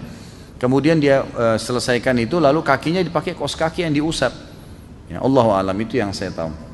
Karena ana ada udur, di mana kalau jari kaki bersenggolan dengan benda-benda, dalam hal ini jari kaki saudara di sebelah, merasa risih sebab ana pernah ada riwayat operasi penyakit saraf tulang belakang sehingga jari-jari kaki menjadi sensitif. Dan apakah termasuk isbal jika ana menggunakan kaos kaki ketika sholat berjamaah? Karena dengan menggunakan kaos kaki ana merasa lebih nyaman dari gesekan karpet, dari bersentuhan dengan jari orang lain. Ana jadi khawatir terhadap ikhwan kita yang seolah-olah terus ingin mengejar jari kaki saya atau jari kaki saudara di sebelahnya, karena ditakutkan malah akan menjadikan sholatnya menjadi tidak khusyuk, ya. Baik. Tentu saja kalau anda punya udzur syar'i, ya lakukan pakai kaos kaki, dan itu bukan isbal. Isbal itu adalah pakaian dari atas ke bawah, mengulurkan pakaian dari atas ke bawah. Kalau dari bawah ke atas enggak, kaos kaki maksudnya itu tidak. Tapi kalau kita memang dari atas kita pakai ya, atau kita pakai kemudian dia terulur seperti celana, baju, itu semua baru masuk. Hadis Nabi SAW yang berbunyi isbal itu di imamah, ya, di pakaian, ya, celana, itu masuk dalam isbal gitu. Adakah doa yang dapat ditujukan kepada seseorang untuk dia membayar hutangnya pada kita? Setahu saya tidak tahu ya, ada riwayat khusus masalah ini. Yang ada riwayat itu kalau kita terlilit utang, gitu kan? Karena Ibnu Abbas mengatakan kalau engkau membaca, dalam riwayat sahih, kalau engkau membaca Allahumma kfini bihalalika an haramik waqdin bi fadlika amman siwak.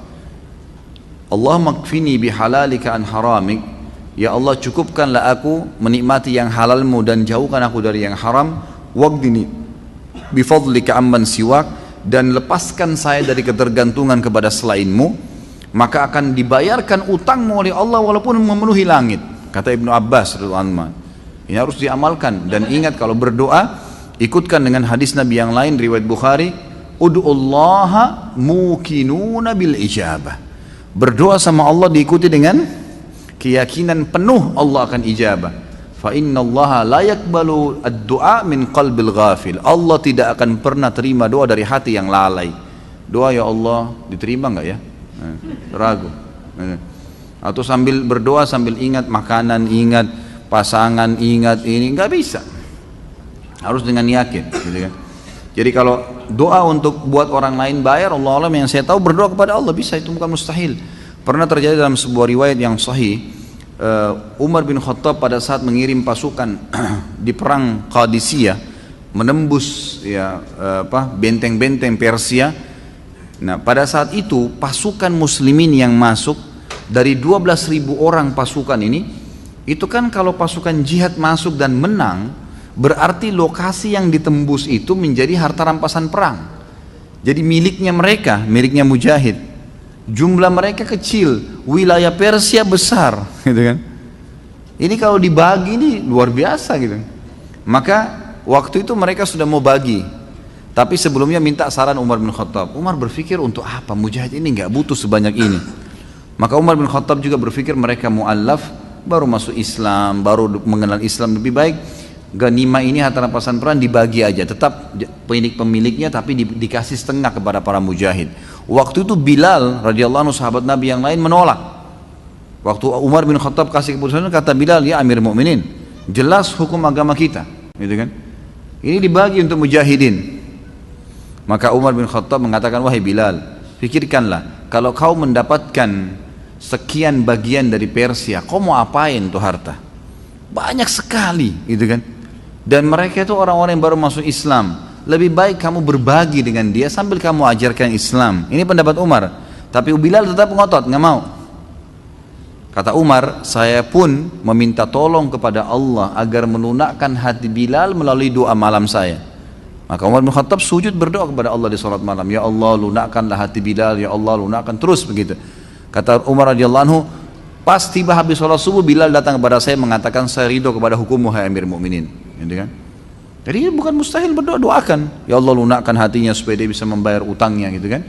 Sambil tentu kita muhasabah teman-teman sekalian.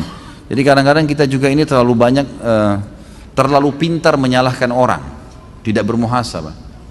Apa yang terjadi, sesuatu yang terjadi pada kita, yang paling pertama hisab diri kita dulu. Ada masalah apa saya ini? Jangan sampai orang ini gunjing karena saya pernah gunjing orang. Jangan sampai utang ini mungkin saya pernah utang sama orang saya nggak bayar. Jadi kita muhasabah dulu. Kalau kita sudah tidak temukan variabel kesalahan kita, nah baru gitu. Baru kita mungkin ini cobaan murni, bukan karena kesalahan saya. Tapi kalau kita memang dasarnya ada kesalahan dulu, mintalah kepada Allah mudah-mudahan jadi pengampunan dosa gitu. Pak Ustadz, bagaimana hukumnya berwudu di kamar mandi yang ada WC-nya? Saya sudah beritahu keluarga saya jika berwudu jangan di kamar mandi, tapi tetap saja berwudu di kamar mandi karena dekat dan malas karena agak jauh sedikit jika tidak di kamar mandi. Tidak ada masalah, saya sudah pernah jelaskan. Yang tidak boleh zikrullah di atas klosetnya, ya. Tempat buang air besar begitu. Kalau wastafel di sebelahnya, shower kita lagi mandi, nggak ada masalah, boleh. Dan saya sudah pernah jelaskan kan, sampai ulama fikih membahas sahkah sholat orang sholat di kamar mandi. Maka umumnya mengatakan di kamar mandinya ya. Kalau ini tidak ada yang sholat, tapi kalau ada orang sholat, ulama fikih mendatangkan sebuah hukum di tempat kamar mandi, bukan di klosetnya, bukan di WC-nya, maka sah sholatnya, tapi dimakruhkan buat dia. Karena di tempat kamar mandi masih boleh menyebut nama Allah.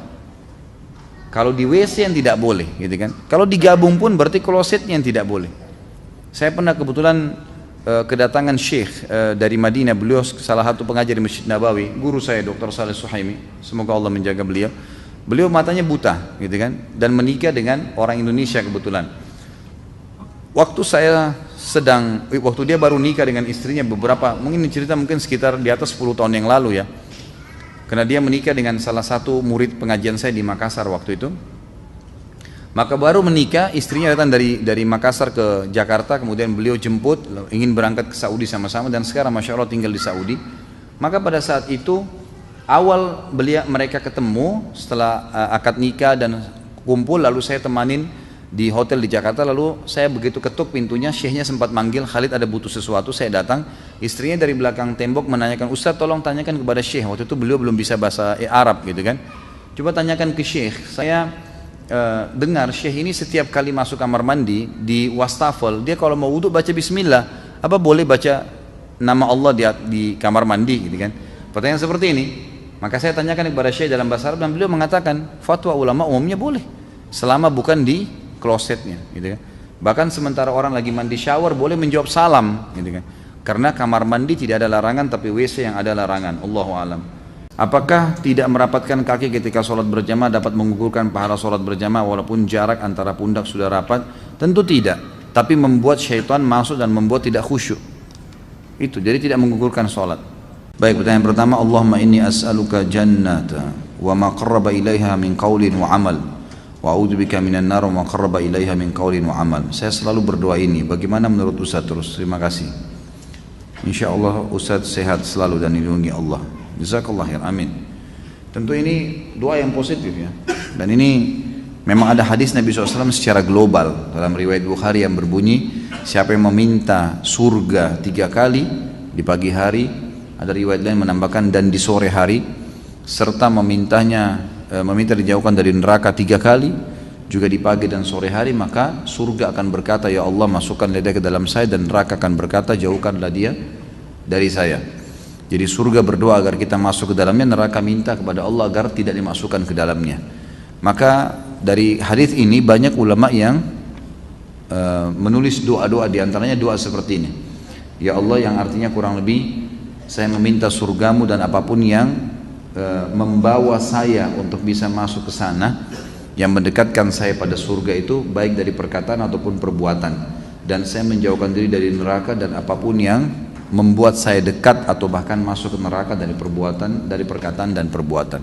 Kalau ini Allah alam yang saya tahu positif saja, karena ada hadis yang menyebutkan masalah itu. Apakah makmum baca surah pendek jika berjamaah sholat duhur? Kalau masih ada waktu baca, tapi yang harus dibaca adalah Al-Fatihah.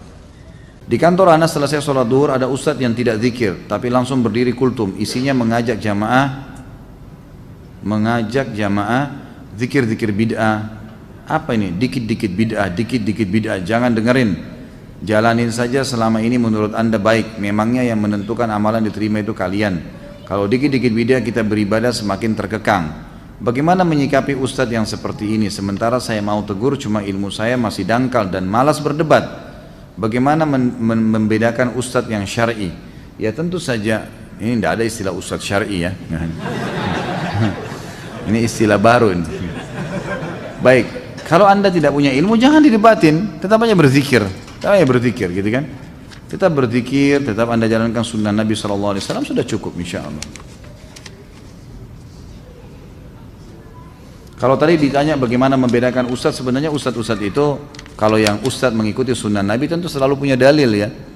Ini perkataan ini, firman Allah dalam surah ini kata Nabi SAW, jadi tidak pernah dari dia, tidak ada pendapat pribadi. Jadi, umumnya maaf saya bukan mengatakan pengajian kita ini secara khusus, tapi di sini juga tadi anda dengar setiap kali sampaikan sesuatu biasa kita sampaikan ada dalilnya, ini loh hadisnya, ini loh ayatnya gitu kan. Jadi punya panduan, jadi bukan karangan-karangan dari kita sendiri.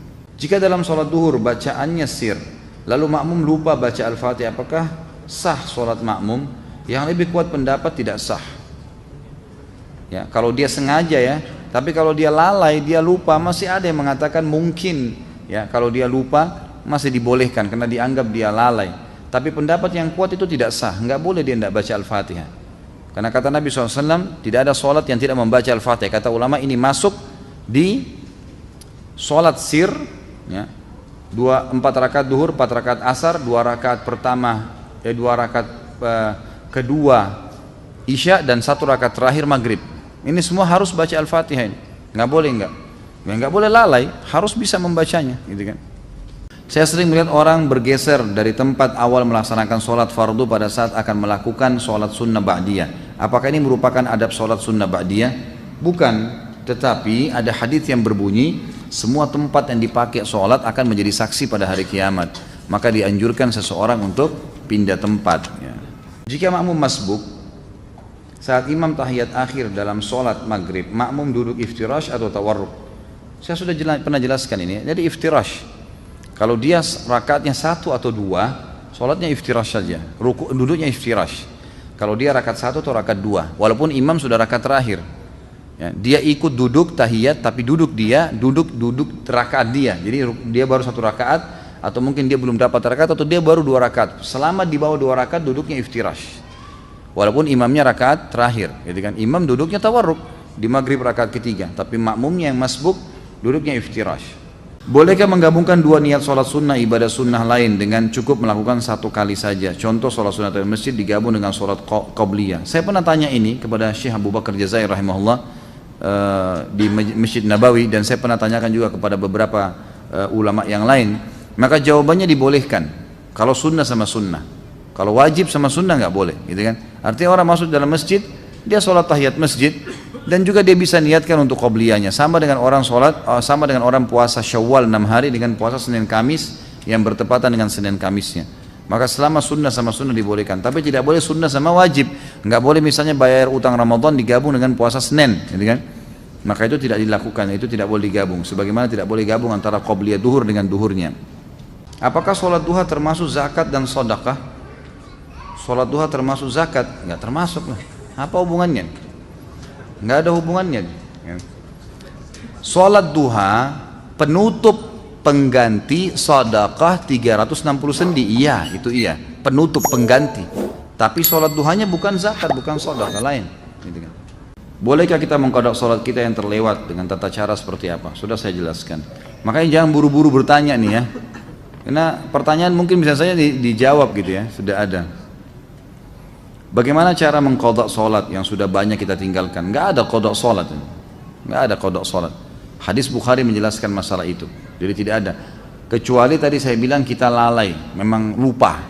Tapi kalau 5 tahun nggak sholat, sekarang taubat, apakah harus mengqada sholatnya 5 tahun? Nggak pernah ada dalil berhubungan dengan masalah itu.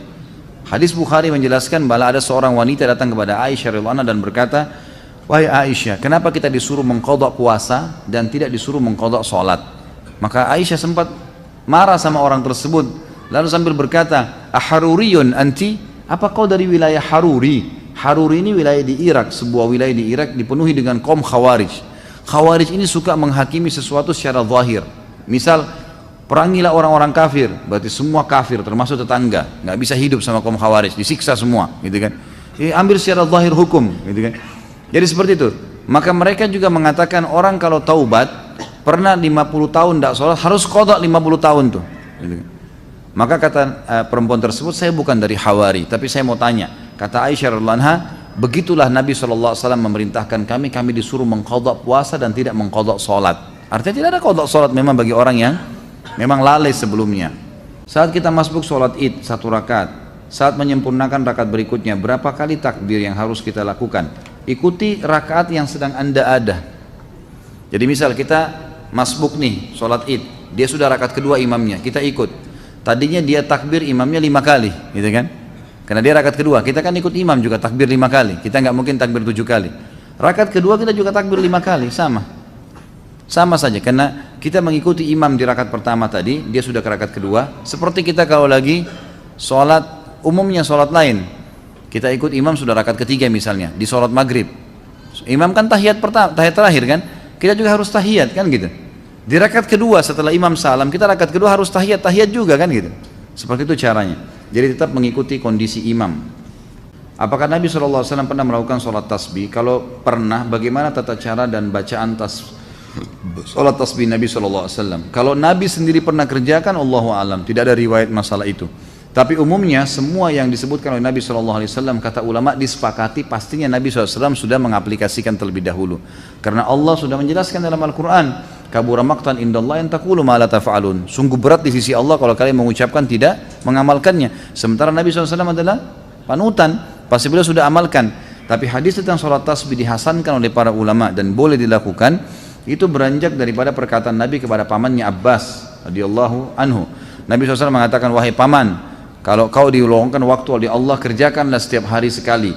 Kalau kau tidak bisa maka sepekan sekali, kalau kau tidak bisa maka sebulan sekali, kalau kau tidak bisa setahun sekali, kalau kau tidak bisa kerjakanlah sekali seumur hidupmu. Maka kerjakanlah 2 rakaat sholat. Ada riwayatnya mengatakan 4 rakaat sholat. Di setiap sholat begitu kamu takbir paman, ucapkanlah subhanallah alhamdulillah wala ilaha illallah wallahu akbar sebanyak 15 kali. Kemudian bacalah setelah itu iftitah, baca al-fatihah, baca surah. Kemudian pada saat ruku, sebelum baca 2 ruku membaca 10 kali tasbih tadi. Kemudian 2 ruku, kemudian bangun dari ruku, sami Allah liman hamidah, i'tidal, baca dulu tasbih 10 kali, kemudian baru baca 2 i'tidal. Sujud juga begitu. Pada saat sujud maka baca dulu 10 kali, baru kemudian baca 2 sujud. Duduk di antara 2 sujud, baca 10 kali lagi tasbih, kemudian baru membaca doa di antara 2 sujud, lalu sujud, baca lagi tasbih 10 kali, kemudian baca 2 sujud, lalu kemudian sebelum berdiri ke rakaat kedua, duduk dulu baca 10 kali. Nah, jadi kurang lebih ada 75 kali bacaan dalam satu kali atau satu rakaat. Selebihnya seperti sholat biasa. Jika kita terjebak macet di jalan, tidak bisa melaksanakan sholat asar, apakah boleh dijamak sama maghrib?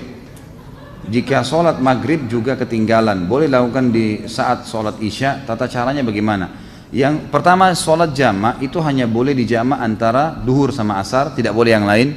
Maghrib sama isya tidak boleh yang lain. Jadi nggak boleh asar sama maghrib, nggak bisa. Isya sama subuh nggak bisa, gitu kan?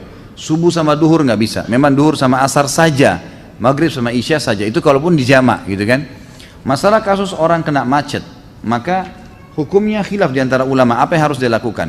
Yang terbaik adalah dia berhenti dia sholat di dekat situ, dimanapun, gitu kan? Di jalan, kayak kalau di jalan tol ada jalan alternatif di samping, dia bisa mampir di situ.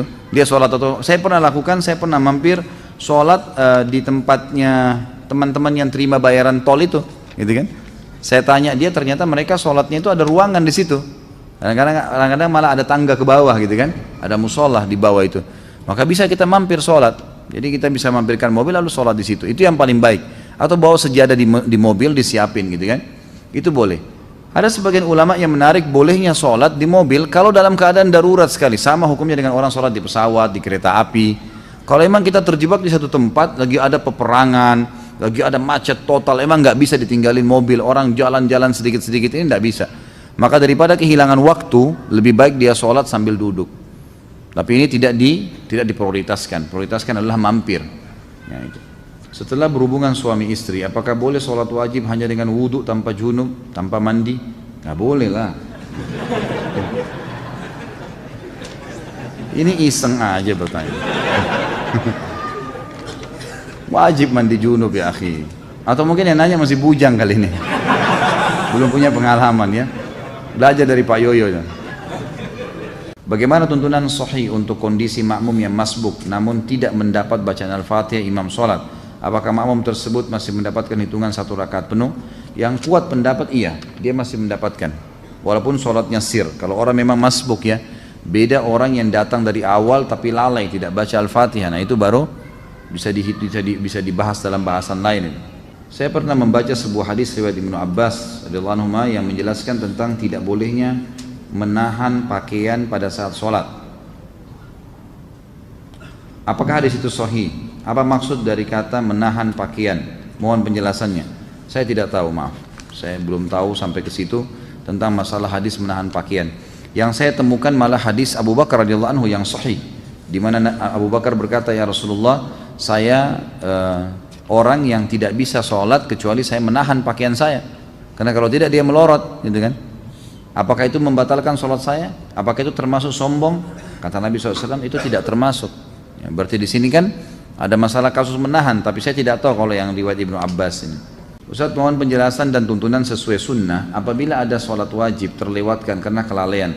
Apakah seseorang yang meninggalkan sholat pada waktu yang ditentukan masih dapat mengerjakan sholat yang tertinggal itu di waktu sholat yang selanjutnya? Kalau dia lalai di sini dalam arti kata lupa, itu boleh dikerjain. Misal pas kita lagi tersibukkan, semoga saja tidak terjadi ya. Ada orang tersibukkan dengan urusan dunianya, kemudian azan asar baru dia sadar, oh ternyata saya belum sholat duhur nih, gitu kan? Maka apa yang harus dia lakukan? Bolehkah dia sholat duhur? Boleh, nggak ada masalah. Tapi kalau dasarnya dia tahu nih duhur sudah masuk, dia nggak mau sholat, memang nggak mau dah, memang sudah nggak sholat. Begitu azan asar, temannya ajak, nih sholat yuk. Kamu udah tahu belum ada hadis begini, tersentuh dia mau sholat. Tapi tadi dia sudah tinggalkan duhur secara sengaja, ini nggak boleh lagi dia sholat. karena sudah memang ditinggalkan secara sengaja sama dia. Di daerah ana ada 2 masjid, yang satu masjidnya besar dan jamaahnya tidak banyak sehingga selalu dapat saf pertama. Kedua masjidnya lebih kecil dan jamaahnya banyak karena telah ditegakkan sunnah sehingga susah dapat saf pertama. Lebih utama sholat di satu atau yang kedua? Yang satu tentunya, masjid yang pertama, karena memang kita bisa dapatkan fadilah lebih besar, gitu kan? Dan masjid itu makin banyak jemaahnya makin afdal, ya, gitu. Makin afdal, makin besar fadilahnya. Artinya masjidnya besar misalnya, tentu afdaliyah karena banyak jemaah itu penting, tapi mendapatkan saf awal lebih penting. Maka harusnya didahulukan saf awal itu. Mana yang lebih baik apabila ada udzur berjamaah tapi menunda sholat atau akhir waktu, sendiri tapi di awal waktu? Tentu saja di awal waktu, walaupun sendiri. Tentu saja di awal waktu. Apakah seorang muslim yang sebelumnya tidak rajin sholat, bolong-bolong, termasuk kafir? Apakah ia harus syahadat ulang, dilihat dan dilihat oleh saksi maksudnya? Enggak tentu. Kalau dia jahdan ya, kalau dia bangkang, enggak ada sholat, enggak ada hukum sholat itu, saya enggak mau yakin. Maka itu baru kufur, dia syahadat. Tapi kalau dia cuma malas-malas, enggak perlu. Taubat kepada Allah sudah, sekarang tinggal sholat. Di perusahaan saya sistem untuk sholat bergantian, sistem untuk sholat bergantian, tapi niat saya ingin sholat berjamaah tepat waktu. Apakah saya berdosa karena tidak sholat tepat waktu? Tidak dikatakan berdosa sebenarnya, karena masih ada pendapat ulama yang seperti tadi Imam Syafi'i mengatakan sunnah muakkadah. Saya tidak bisa mengatakan berdosa, gitu kan? Tapi dia kehilangan fadilah yang sangat banyak. Jadi kalau bilang pun, misal pun kita bisa mengambil awal waktu lebih baik. Kita pamit sama teman-teman, misalnya kita dahulu, gitu kan? Dan itu sholat juga tidak akan mengambil waktu lama. Saya juga sarankan begini, perlu difahamin ya, terikat dengan jam kerja kantor ya, itu wajib hukumnya karena antum mengikuti syarat. Kata Nabi SAW, al-mu'minuna ala syurutihim, al-mu'minuna ala syurutihim, orang mukmin harus patuh dengan syarat yang disepakati. Misal waktu istirahat jam 12 sampai jam 1, azan setengah 1, gitu kan? Antum mulai masuk masjid sholat, ternyata harus kembali sebelum jam 1, misal 5 menit sebelum jam 1 ada absen lagi, misal contoh. Antum baru selesai sholat wajib, belum sempat sholat ba'diyah duhur, itu sudah jam 1 kurang 5 menit. Kalau sholat terlambat nih, balik kerja, maka jangan sholat sunnah ba'diyah. Karena mentaati peraturan wajib. Sementara sholat sunnah itu sunnah, gitu kan? Kecuali kita sudah balik ke kantor, ada waktu lowong, kita bisa buka sejadah dekat meja kerja kita, lalu sholat itu gak ada masalah. Jadi harus pertemukan masalah itu ya.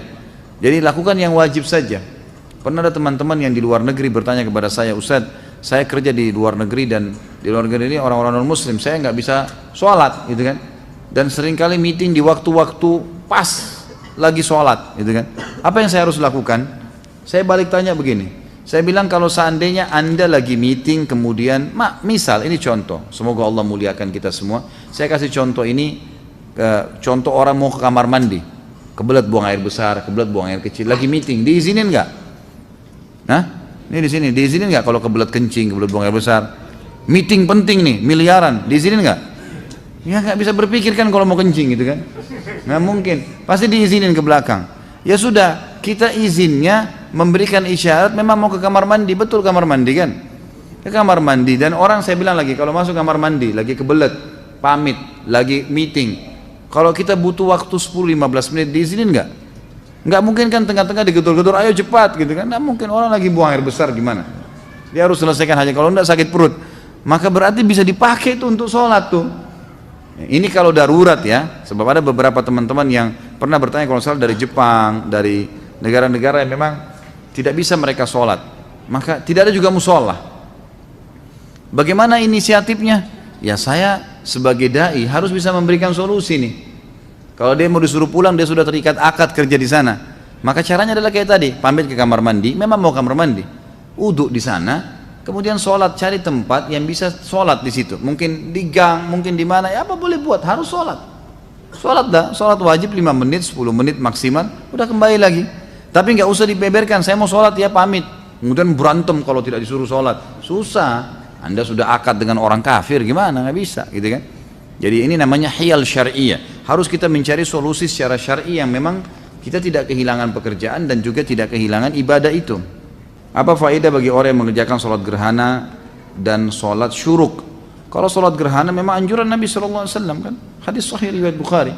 Kata Nabi SAW, kalau kalian melihat gerhana, maka sholatlah, bersodakahlah, dan bertasbihlah. Disuruh sampai Allah menghilangkan gerhana itu dari kalian. Jadi memang ada perintah dari Nabi SAW masalah itu. Tapi apakah dia dapat apakah dia dapat misalnya apa janji-janji itu belum pernah kita temukan riwayatnya. Allahu a'lam. Tapi yang jelas dia dianjurkan untuk dilaksanakan. Perintah Nabi SAW ibadah. Kalau sholat syuruk hadis Nabi SAW, siapa yang sholat berjamaah di masjid, hadis sahih riwayat Hakim, siapa yang sholat berjamaah di masjid, ya, kemudian dia duduk berzikir sampai terbit matahari, kemudian dia sholat 2 rakaat setelah itu, ya, maka dia sama dengan pahala haji dan umroh sempurna, gitu kan? Ini dikatakan oleh para ulama sholat syuruk. Manakah yang lebih utama bagi seorang perempuan, sholat di musola, kantor, atau pergi ke masjid? Musola boleh. Ya, kalau perempuan tidak ada masalah, di sebelah meja kerjanya boleh. Nggak ada sesuatu penekanan. Kalau laki-laki yang dianjurkan ke masjid. Apakah seorang laki-laki yang tidak sholat berjamaah di masjid berdosa? Kalau Imam Syafi'i mengatakan sholat berjamaah di masjid sunnah muakkadah, sangat ditekankan. Jadi kita tidak boleh menyalahkan juga orang-orang yang tidak ke masjid sholat. Misalnya umumnya di Indonesia ini banyak orang yang berpegang pada Syafi'iyah gitu kan. Tapi kalau jumhur ulama mengatakan tidak. Di antaranya Imam Ahmad sangat menekankan beranjak daripada hadis-hadis yang sahih, seperti misalnya hadis yang sahih kata Nabi SAW, saya ingin sekali ada orang yang mengikomahkan sholat lalu kemudian menggantikan saya jadi imam, lalu kemudian saya membawa obor dan saya membakar rumah orang-orang yang tidak pergi sholat berjamaah. Kemudian hadis sahih juga di mana Ibnu Ummul Maktum, muadzin Nabi SAW, matanya buta, dan beliau berkata, ya Rasulullah, rumah saya jauh dari masjid Anda, tidak ada yang memandu saya, buta, nggak ada yang pandu saya jalan, gelap, gitu kan. Dan di antara rumah saya dengan masjid banyak binatang buas bisa menerkam saya, padang pasir jauh. Apakah boleh saya sholat di rumah? Awalnya Nabi SAW mengatakan silakan sholat di rumah. Setelah itu subhanallah turun wahyu menyampaikan. Ibnu Ummul Maktum sudah mau keluar, Nabi SAW mengatakan panggil orang itu. Dipanggil kembali, kata Nabi, apa kau dengar dengan telingamu azan atas ma'un nida? Dia mengatakan iya ya Rasulullah. Kata Nabi, idzan ajib, kalau begitu jawab azan itu. Orang buta, nggak ada yang pandu, itu kan malah ditekankan. Jadi semestinya memang harusnya dijaga. Ya, dari pendapat ini ya, jumhur ulama diantara Imam Ahmad yang sangat menekankan berdosa kalau laki-laki tidak ada udzur nggak sholat di masjid, gitu kan. Ya kalaupun kita berpegang pada mazhab Syafi'iyah, kita mengatakan sunnah muakkadah, maka minimal antum kehilangan banyak sekali fadilah, pengangkatan derajat, pengampunan dosa, dapat istana di surga. Itu luar biasa, setiap pergi loh dapat satu istana, setiap pulang dapat istana. Ini bukan istana di Menteng atau di mana-mana, ini di surga, gitu kan. Hanya dengan ke masjid sholat, itu apa susahnya? Lawan tuh syaitan, jangan lemah terus. Bagaimana hukumnya sholat orang isbal? Apakah sah? Khilaf di antara ulama tentang sah atau tidaknya, gitu kan.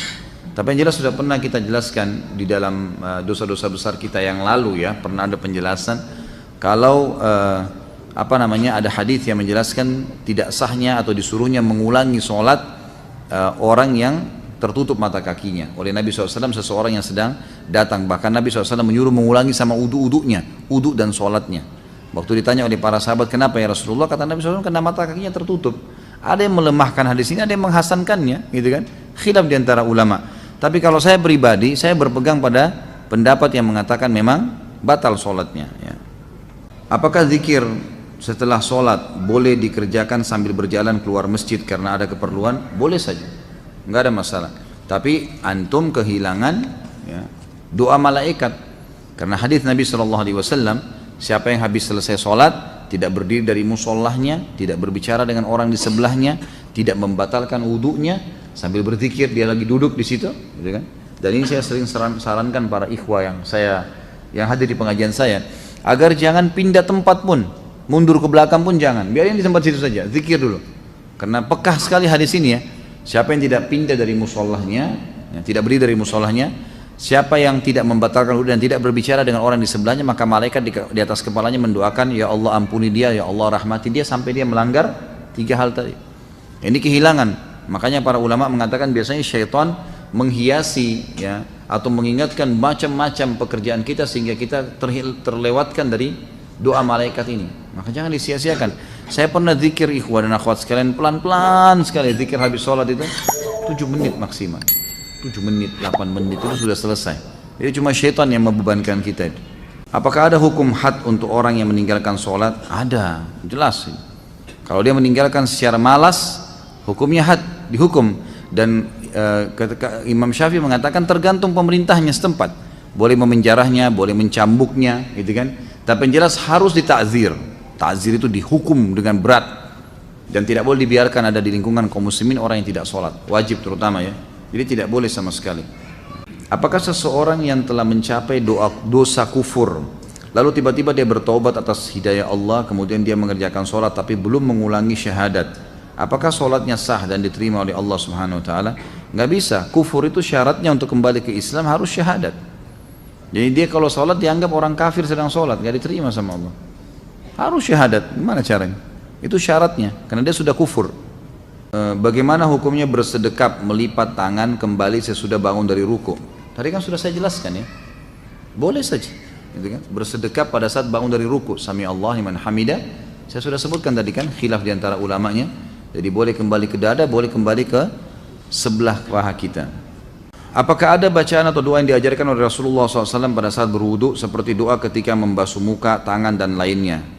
Yang saya tahu doa yang dibaca adalah pada saat memulai wudu, itu hadis Bukhari, membaca Bismillah pada saat mau memulainya, gitu kan? Bahkan Syekh Jibril mewajibkan masalah itu, mengatakan harusnya seseorang membaca Bismillah. Beranjak daripada hadis, janganlah seseorang kalian bersuci kecuali sudah memulainya dengan basmalah, gitu kan? Kemudian nanti selesai wudu baru membaca 2 kalimat syahadat, beranjak daripada hadis Bukhari yang berbunyi siapa yang selesai wudu kemudian dia membaca asyhadu an la ilaha illallah wahdahu la syarikalah wa asyhadu anna muhammadan abduhu wa rasuluh, ini hadis Bukhari Muslim, maka Allah akan membukakan baginya 8 pintu surga, dia bisa minta yang mana dia mau masuki, gitu kan. Begitu pula ada hadis yang lain riwayat Tirmidzi menambahkan ditambah doa Allahumma ja'alni minat tawwabin wa ja'alni minal mutatahhirin, ya Allah jadikanlah aku orang yang selalu bertaubat dan juga orang yang selalu bersuci, gitu kan. Jadi dari hadis ini yang kita tahu ada doa di awal, ada doa di akhir. Kalau di pertengahan, Allah alam saya tidak pernah dapatkan riwayatnya. Secara pribadi ya, saya pribadi. Jadi kalau anda mendapatkan riwayatnya silahkan anda amalkan. Tapi saya pribadi belum pernah menemukan kecuali di awal dan akhir saja. Apakah pahala sholat jamaah di masjid sama besar dengan jika kita sholat jamaah semisal di rumah atau di tempat lain? Tentu berbeda. Tentu berbeda. Fadilah ke masjid ada sendiri. Kalau di tempat lain tidak ada fadilah melangkah ke masjid. Ya, kata Nabi SAW, setiap kali orang melangkah, maukah saya tunjukkan kalian amal yang paling banyak menggugurkan dosa dan meninggikan derajat? Kata para sahabat, tentu ya Rasulullah. Kata Nabi SAW, berwudu di waktu-waktu genting, di waktu-waktu yang malas kita wudu, seperti mau tidur, gitu kan? Habis berhubungan biologis, mau tidur atau mau mengulanginya, dianjurkan wudu dulu. Atau di musim dingin, ya kan? Atau menjaga wudu, batal wudu, wudu lagi. Ini justru pahalanya besar nih. Dan banyaknya langkah kaki menuju ke masjid, ya kan? Berarti melangkah kaki saya sudah ada pahala. Hadis yang lain juga riwayat Bukhari Muslim, kata Nabi SAW, setiap kali orang melangkah ke masjid, 1 langkah mengampuni dosa, 1 langkah mengangkat derajatnya. Ini nggak ada di tempat lain, harusnya di masjid, gitu kan? Kemudian ada hadis yang berbunyi, siapapun yang pergi ke masjid sholat, setiap berjamaah di waktu sholat wajib ya, maka setiap kali ke masjid dapat 1 istana di surga, setiap pulang 1 istana di surga. Ini nggak ada di tempat lain, gitu kan? Tinggal tentang masalah jamaahnya 25 kali lipat dapat pahala, itu sama. Itu sama, karena hadis Nabi SAW menjelaskan sholat berjamaah sama saja mendapatkan pahala 25 kali lipat itu dan diangkat 27 derajat. Allahu a'lam. Apakah boleh mengerjakan sholat witir bertepatan dengan berkumandangkannya azan subuh? Karena saat mengerjakan tahajud waktunya sudah sangat dekat dengan waktu subuh, sementara saya belum sholat witir. Pertama sekali saya sarankan, antum sholat witir seperti sekarang nih, ba'da isya, gitu kan? Itu lebih baik. Nah, itu lebih baik. Dan nanti, kecuali kalau antum memang sudah terbiasa bangun jam 2, setengah 3, masih panjang jeda waktu menjelang subuh, itu baru. Kalau enggak, saran saya jangan tinggalkan witir sebelum tidur, nah, baik sebelum tidur atau habis dia isya langsung sholat witir. Itu sudah disepakati oleh para ulama, berangkat daripada hadis Bukhari, di mana sahabat-sahabat menyampaikan diantaranya ya Abu Hurairah anhu yang mengatakan, saya diwasiatkan kepada saya 3 hal yang saya tidak pernah tinggalkan selama hidup saya: puasa 3 hari setiap bulan, 2 rakaat sholat duha, dan saya tidak pernah tidur kecuali saya sudah witir. Agar antum tidak mengejar di malam hari kecuali sholat tahajud, gitu kan? Pertanyaan tadi, bolehkah sholat witir sementara azan dikumandangkan? Boleh jawabannya. Hadis Bukhari menjelaskan masalah itu. Bahwasanya Nabi SAW mengatakan, kalau kalian dengarkan azan, segeralah berwitir. Segeralah berwitir. Artinya masih boleh kan? Bahkan ada pendapat ulama mengatakan kalau jeda antara azan dan iqamah subuh masih panjang, seperti Masjid Haram misalnya, 20 menit, 25 menit baru iqamah. Sementara antum sudah terbiasa kerjakan sholat tahajud dan itu kebablasan sampai azan subuh baru bangun. Boleh mengerjakannya antara azan iqamah subuh. Karena itu bukan waktu yang dilarang untuk sholat. Kalau sudah iqamah subuh waktu dilarang sholat, nggak boleh. Berarti di sini pendapat ulama mengatakan masih boleh mengerjakan sunnah-sunnah antara azan dan iqamah subuh, gitu kan? Jadi ini termasuk ya, yang bisa diambil pelajaran dari situ tadi. Semoga Allah senantiasa memberkahi Ustaz Khalid beserta keluarga dan kita semua yang hadir di majelis ilmu ini. Amin. Mudah-mudahan jazakallah khair atas doanya.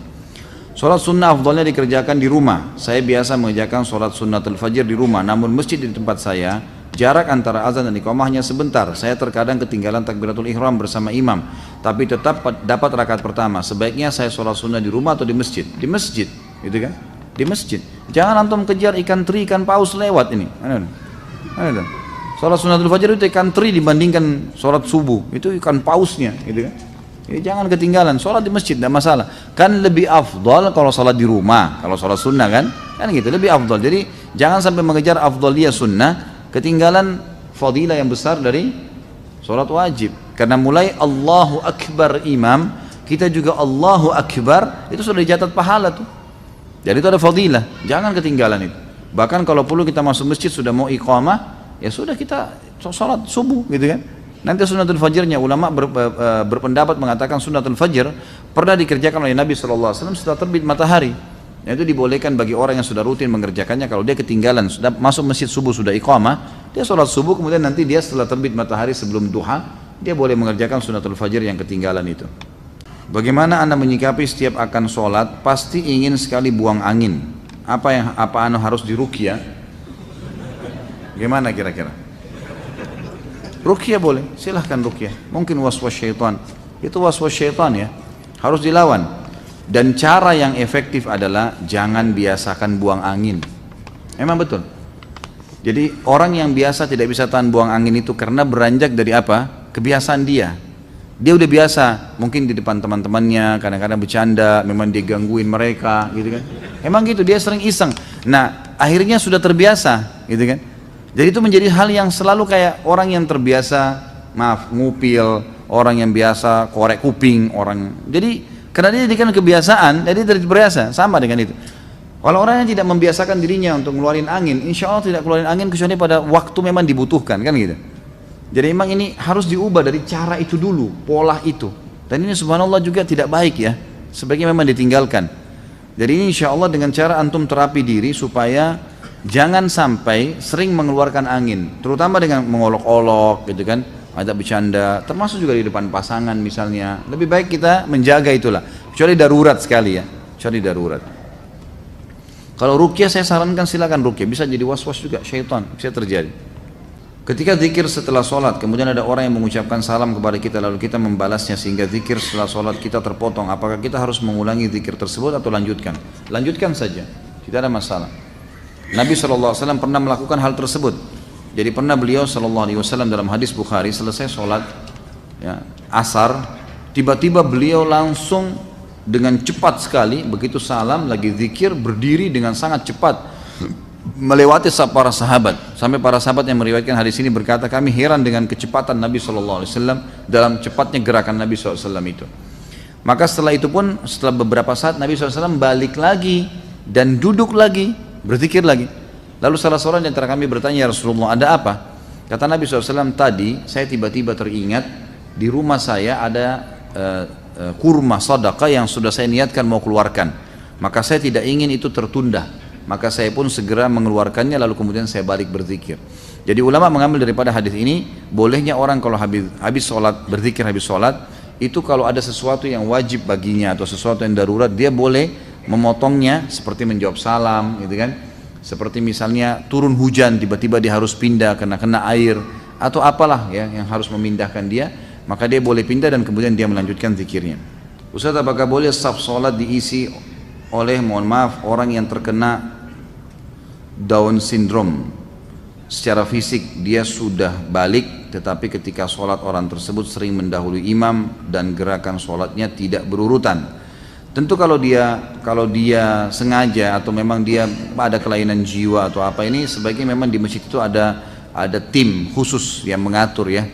Jadi orang-orang seperti ini kalaupun dalam kondisi dia tidak sadar, dia tidak tahu hukum, atau dia dalam kondisi gila misalnya, maka dia dibolehkan untuk keluar dari saf muslimin. Karena dia pun mengerjakan, dia bebas hukum, dia tidak ada taklif kan gitu.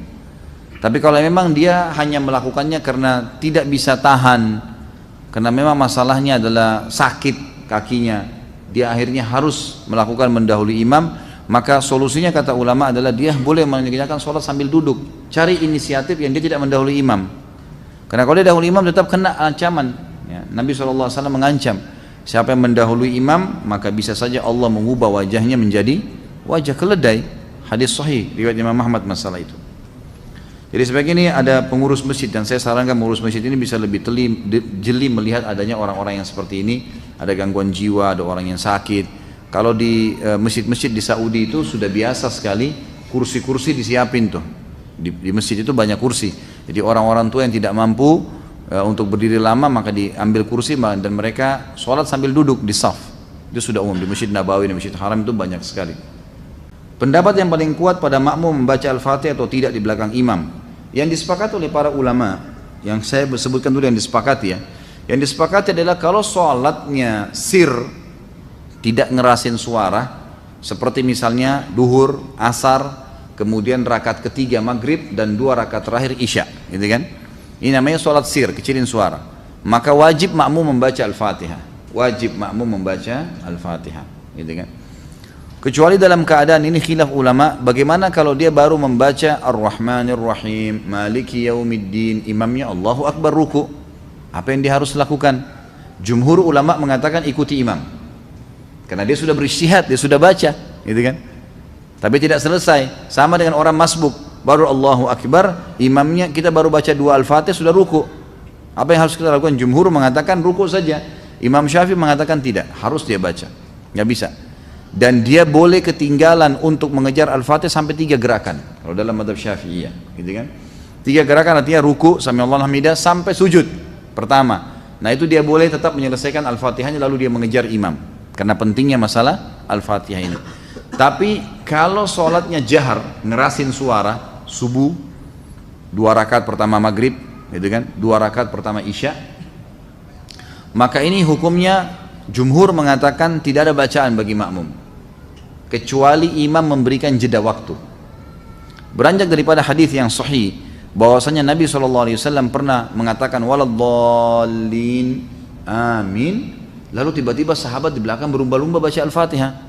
Jadi ada suara bergemuruh gitu. Sehingga bacaan Nabi SAW, Nabi sendiri terganggu SAW, dan makmum juga tidak konsentrasi dengar bacaan ayatnya beliau. Beliau begitu salam lalu beliau mengatakan, mali unazi', kenapa tadi saya diganggu dengan bacaan kalian? Kata perawi hadisnya, kalau saya tidak salah Abdullah bin Umar radhiyallahu anhu berkata, mulai semenjak itu saya tidak pernah lagi membaca Al-Fatihah di belakang Nabi SAW kalau sholatnya jahar, kalau sholatnya ngerasin suara gitu. Ulama-ulama seperti Imam Syafi'i rahimahullah melihat bahwasanya orang yang membaca Al-Fatihah baik sholatnya jahar, kerasin suara atau sir, itu wajib. Beranjak daripada hadis Nabi SAW yang berbunyi, tidak ada sholat bagi orang yang tidak membaca Al-Fatihah. Maka beliau tidak membedakan antara sholat berjamaah atau sholat sendiri. Ya, kalau sholat sendiri mutlak harus baca ya, tidak boleh sama sekali tinggalkan Al-Fatihah. Batal sholatnya kalau tinggalkan Al-Fatihah. Kalau sholat berjamaah, sebagaimana saya sebutkan tadi, khilaf diantara ulama itu. Imam Syafi'i semuanya, mau sholatnya jahar atau sir, semuanya harus membaca Al-Fatihah. Allahu alam, kalau kita simpulkan, kalau saya simpulkan dari pendapat-pendapat ulama ini, saya melihat kalau seandainya imamnya membaca Al-Fatihah dengan suara keras, jelas, ya, kita dengar ya, kita dengar. Seperti sekarang ada mic. Lain kalau mati lampu gelap, tidak kedengaran suara atau kita terlalu jauh dari imam, itu lain. Walaupun sholat jahar tetap wajib baca Al-Fatihah tuh, karena kita tidak dengar. Karena memang Allah berfirman, umumnya ulama berpegang pada ayat ini, a'udzubillahi minasyaitonirrajim, fa idza quri'al qur'anu fastami'u lahu wa ansitu. Kalau Al-Qur'an dibacakan, dengarkan baik-baik dan ya telitilah, jelihlah. Berarti kasusnya adalah kalau dengar. Kalau dengar kita nggak boleh berkata yang lain, gitu kan? Nah, kalau imam sholat jahar, maghrib misalnya, tapi mati lampu, kita di saf ke-5 atau ke-6, ke-7 ke belakang, nggak dengar. Atau sholat di belakang perempuan tidak dengar sama sekali, mereka tetap baca Al-Fatihah selama tidak dengar. Tapi kalau mereka dengar Al-Fatihah itu, seperti tadi imam kita Masya Allah membaca misalnya, kita dengar, dan pada saat mengatakan waladhdallin, kemudian semua mengatakan amin. Begitu selesai amin, imamnya baca langsung surah. Nah ini Allahu alam, yang lebih dekat pendapat ulama mengatakan tidak lagi baca Al-Fatihah.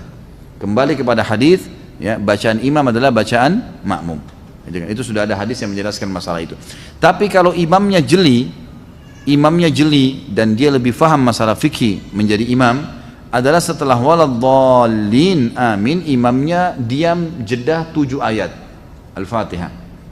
Maka pada saat itu makmum silakan baca, gitu kan? Dia membacanya. Jadi ini tinggal tergantung bagaimana kondisi imam memberikan dia kesempatan. Allahu a'lam. Jika imam pada saat sholat maghrib pada rakaat kedua lupa tahiyat awal dan makmum mengingatkan dengan kalimat subhanallah, lalu imam turun tahiyat, apakah makmum harus sujud sahwi sebelum dan sesudah salam? Kalau imamnya sujud sahwi, maka ikut semuanya. Kalau imamnya tidak sujud sahwi, maka tidak perlu ikut sujud sahwi, gitu kan? Dan sujud sahwi ini teman-teman sekalian dilakukan kalau seseorang lagi sholat, kan sahwi itu artinya lalai ya, kelalaian. Itu kalau antum sudah pindah ke gerakan yang setelahnya.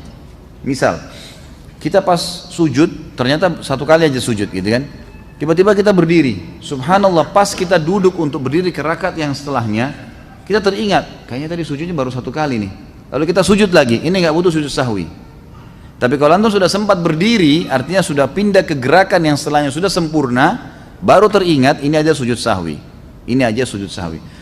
Sujud sahwi juga dengan 2 cara, ada yang dikerjakan sebelum salam, ada yang dikerjakan sudah salam. Kalau gerakan-gerakan yang keliru dalam sholat, lalai, lupa, gitu kan, teringat sebelum salam, misal antum pas rakaat keempat ragu, ini 4 atau 3 ya, lalu antum tambah 1 rakaat, karena kalau kita ngingat ya, ragu 3 atau 4, kita cari rakaat yang paling sedikit, ambil 3 misalnya.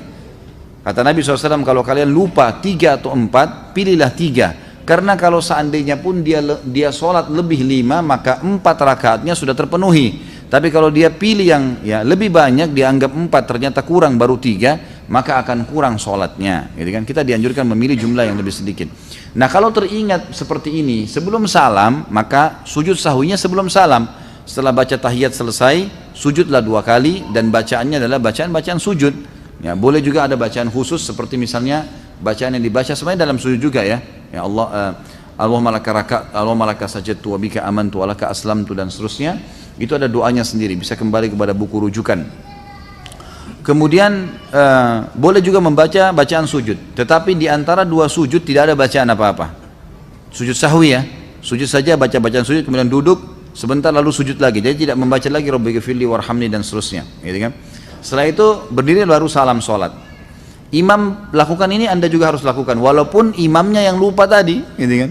Karena kita kalau sholat berjamaah berbeda. Innama ju'ilal imam liyutamma bihis sholah, kata Nabi SAW. Imam dijadikan untuk menyempurnakan sholat seseorang atau pengikutnya. Kalau seandainya antum sudah bubar sholat, ini sudah selesai sholat, salam, begitu kita lagi zikir, ada di belakang kita tepuk, akhi, ukhti, kayaknya tadi rakaat anda ini kurang 1. Tadi kayaknya ikut sama saya ini, sama-sama. Saya masbuk 2 rakaat, anda juga tadi 2 rakaat, tapi kenapa anda cuma tambah 1 rakaat? Kita diingatkan, lalu kita ingat, oh begitu ya, baik. Langsung berdiri pada saat itu. Berdiri tambah 1 rakaat. Lalu sampai salam, selesai salam baru sujud sahwi. Sujud sahwinya setelah salam, karena ingatnya juga setelah salam. Dan ini beranjak daripada hadis Bukhari. Nabi SAW pernah sholat asar 2 rakaat salam. Maka para sahabat diam semua, nggak ada yang nyaut. Tapi mereka bimbang, kok jadi 2 rakaat asar nih, gitu kan? Sampai Nabi SAW berzikir, Nabi SAW tidak ingat rupanya.